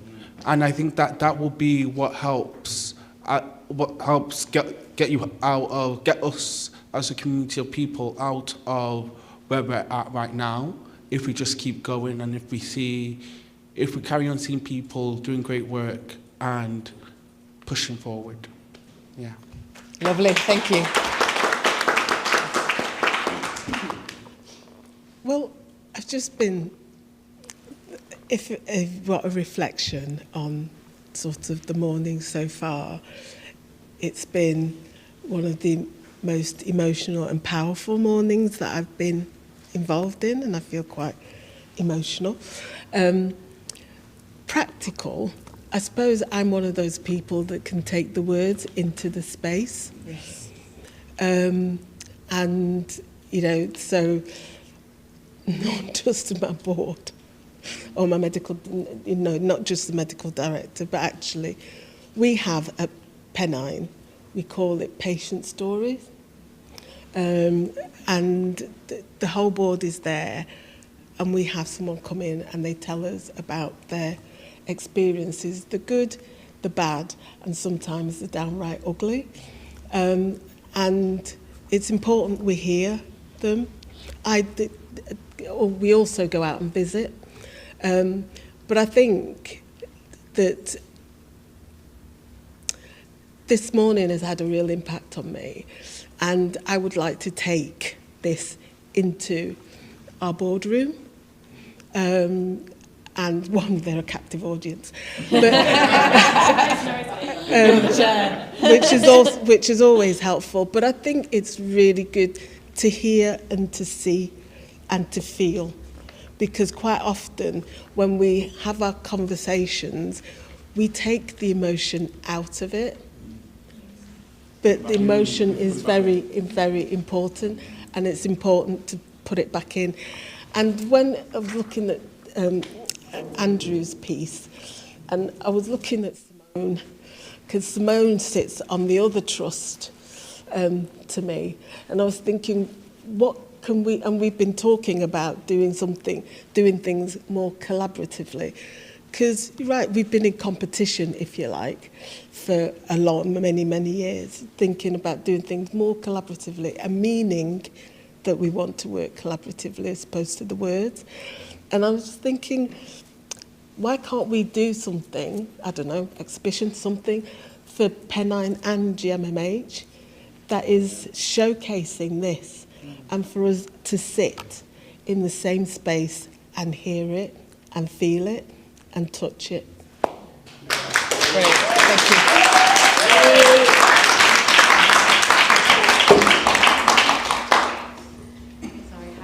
Okay, I'll try and keep this succinct but pragmatic.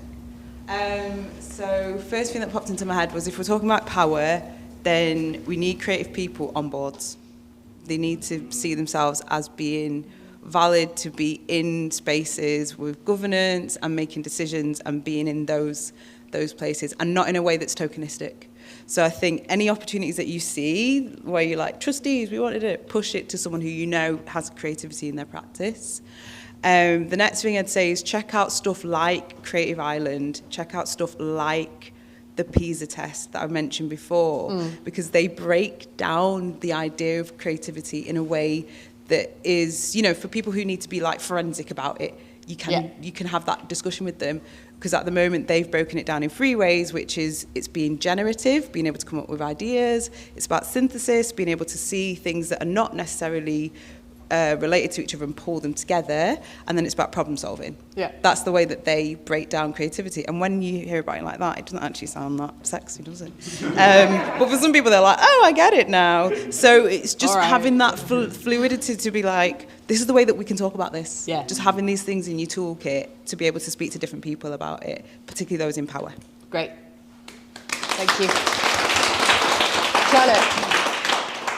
I think on a practical point, just building on what Cassie said about taking it to decision makers, as much as we probably don't want to engage with the government and we all have our own certain thoughts, like we do actually need to engage the government. And I think we're at a real crossroads at the moment where we're just about to have a spending review announced. We've got this new NHS plan happening. There's lots of decisions being made. We've got a new government really trying to make their mark. So I think my thing about how we achieve change is how do we bring those new MPs? We've got a whole new set of people in the House of Commons how do we get them on board? How do we bring local MPs onto this? I think Evelyn's commitment is like fantastic and actually just shows what you've all influenced change at this level, because look at what the commitment is going to happen now. So how do we build on that and then take that to the national level? We've got some local change happening, but how do we build on the momentum and use the policy levers that we've got to kind of make that change? Brilliant. Thanks, Charlotte. Reece, you've got the last word on this panel. Mine is going to be continue to platform those who have used and demonstrate the power of creativity to change lives, because you can't dispute the evidence when the evidence is in human form. I don't need to read a research paper to see that creativity has impacted someone's life or has improved their mental health. If they tell me that, at least they demonstrate that. So yeah. Brilliant.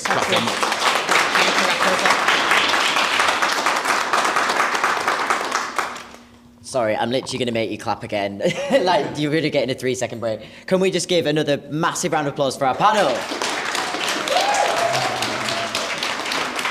Incredible, incredible. You guys have been absolutely fantastic. I felt very privileged listening to you all and having a good old chat.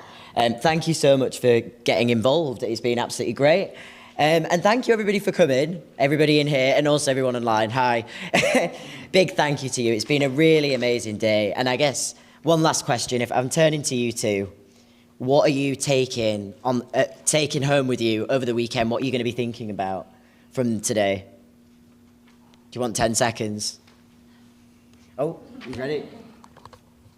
One of the things that I keep coming back to in thinking about our work is, do we need a radical overhaul, or do we just need systems to work a little bit better? And I keep flip-flopping between those two. But I'm really struck by the challenge, especially from Andrew's work, about being bold and brave and creating the spaces. And I think that's probably quite important. And I think, again, linking into Rod's point, I think that is about a bit of a renaissance, about what do we actually want? I think we need to be ambitious about our own lives and our families' lives and our communities' lives. And that, I think, means being bold and brave. So I think that's what I'm taking away. And I'm going to try and do my best to be a good, supporter and ally in making that happen. So.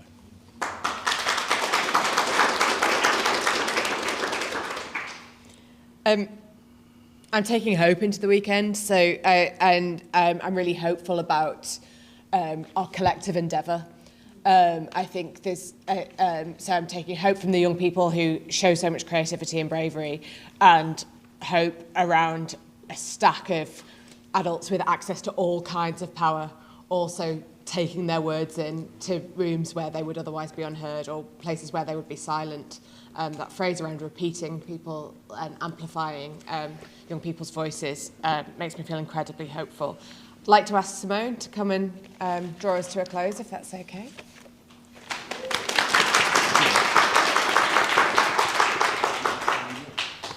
I don't know where to. Shall I stand over here?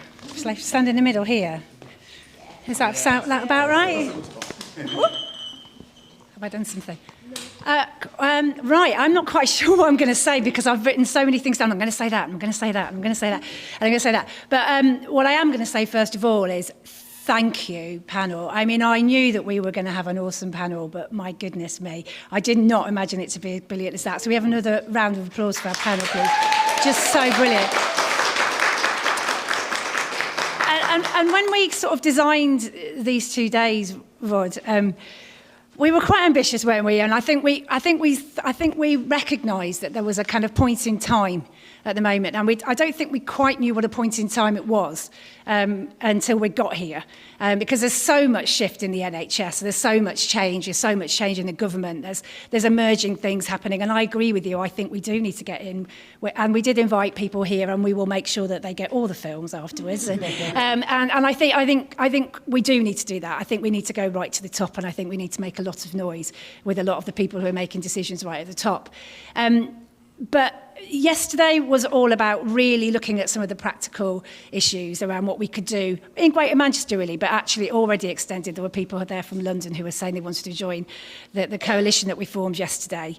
And today was all about trying to take that up to the next level. And it's completely exceeded my expectations. I am refreshed. I am optimistic because things are hard at the moment, and I think we all know that, and we need moments like this, as you were saying before, to kind of come together and really coalesce around the things that we all believe in. But I am a pragmatist, I am quite practical, and I do think we need to think about the next steps. So, first of all, no, this symposium is called The Future Is Ours, and it was called that on purpose, because the future is our young people's. And we want them to shape it as much as possible, but we all have a responsibility to make their futures as amazing as they can be. And so it's very deliberately called The Future Is Ours. And so we need to think about what we're going to do around it. So one of the things we will continue to do, definitely continue to do, and do better and better and better and model, is how we give young people a voice. I was really struck that I've written so many quotes down, I'm not going to open my book, but there's so many quotes about how creativity gives people a voice, how they haven't got a voice, how voice is power, how creativity giving people a voice is power. And I hadn't quite seen it like that. I said this yesterday. Because we so believe in young people's voices, it always slightly kind of knocks me for six that other people don't listen to young people. So I think we need to up our ante around that. I think we need to really work out how to make sure that young people have a voice around all this stuff. Know that 42nd Street will continue in our kind of endeavours around being a charity, not just a service provider, that is driving change, that is listening to what young people are saying needs to happen, and as being agile enough to listen and respond to it in the moment, because so much research goes on around mental health services, but actually by the time it's been the research has happened, it's been published, somebody's taken notice of it, the 13-year-old that told them is now 22, and it's out of date. So we need to be really agile around it, and I promise that we will continue to do that. If you want to get involved, anybody online who doesn't or isn't already involved, we do have a community of practice around creativity. Join it. We have got the coalition that we're going to be taking forward. Join it. The first things that we're going to be working on at the coalition are we're going to be looking, as Giles was saying before, around the integrated workforce and what that really means. How do we equip artists to be better at mental health? How do we equip mental health practitioners to be better at being creative? And all the things in between. So we want to be looking at workforce. How do we make sure that young people can get their skin in the game and get roles and jobs and futures in social care, health and creativity? So that's really important to us. I have to say, I'm really sorry, I know I'm overdoing my time, but the equity conversation that we had is so important, and we have to own it because it's not being owned elsewhere. So I want us to own that space.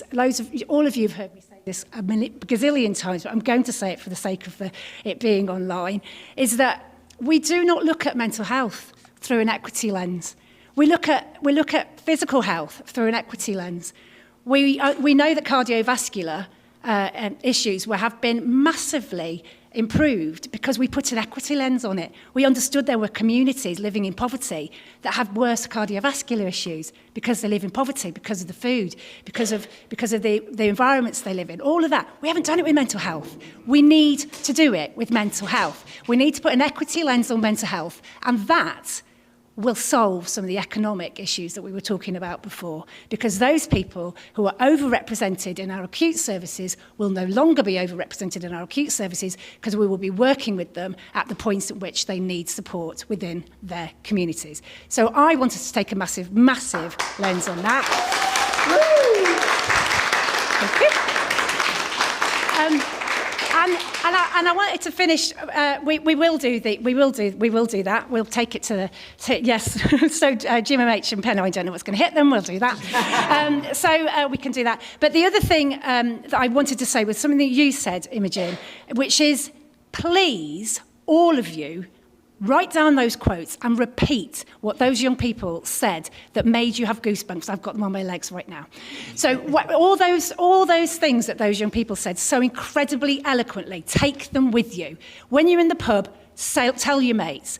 When you're at work, tell your colleagues. When you're talking to a politician, tell the politicians what those young people said, because that's what's really going to change the situation for young people in the future. And that, I think's it. So,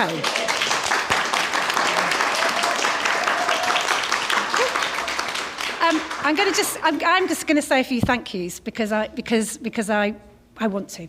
So first of all, I'm going to put my glasses on to make sure I get everything in. So first of all, I mean a huge, massive thank you for the contributions today to Gabby, Medea, Tilly, Andrew, and the one you haven't seen yet, which is Anita Go. You will see that in a minute. But also, well, save your applause, because I also just wanted at this point to say thank you to Ricardo. So Ricardo's been doing all our tech over there. But Ricardo also was the person who managed to edit those films into such beautiful films.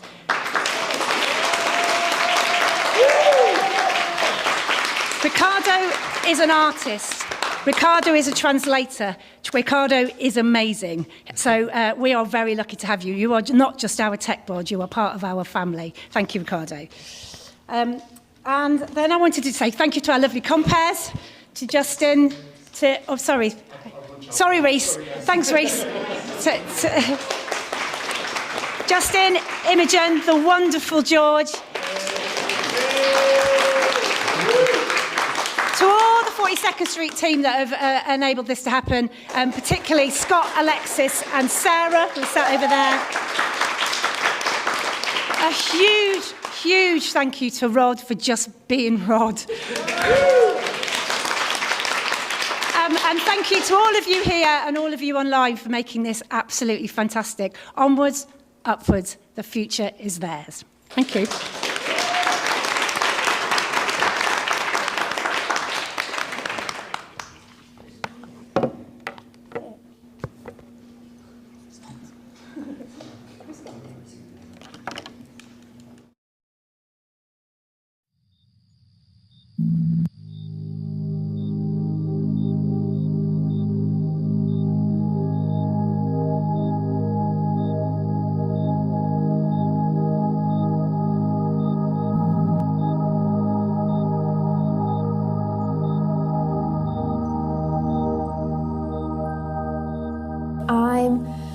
To go.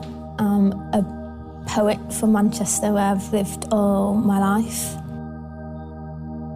For this project, I have created a series of 8 poems.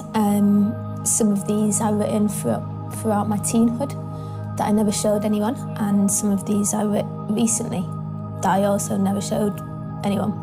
And they're poems kind of about love, friendships, trying to figure out and understand your own mind. And I've handwritten 10 of each poem, so that's 80 in total. I've wrapped them by hand, sealed them by hand, tied them up by hand, and we'll be placing them in kind of random locations across Manchester, across the city, for people to find and engage with however they want, really. The idea is that these poems are their own entity with their own existence and their own journey outside of what I might have intended for them. Also, there's a kind of aspect of just really taking it offline and into the world, really, where people can come across them when they might not be looking for them, or might not know what it is that they're engaging with. The whole of the process really has been important for me and my mental health. I think writing, first of all, has always been a therapeutic tool for me, not just poetry, but, you know, just putting pen to paper. I think it's helped just get rid of a lot of those thoughts that aren't going to do any good if they stay in your head. And also it's been really nice to kind of keep all your writings and maybe look back at some of them and think, I'm not in that place anymore. That's good. And then looking back through the poems that I have already written and seeing which would be time to let go of has been incredibly therapeutic.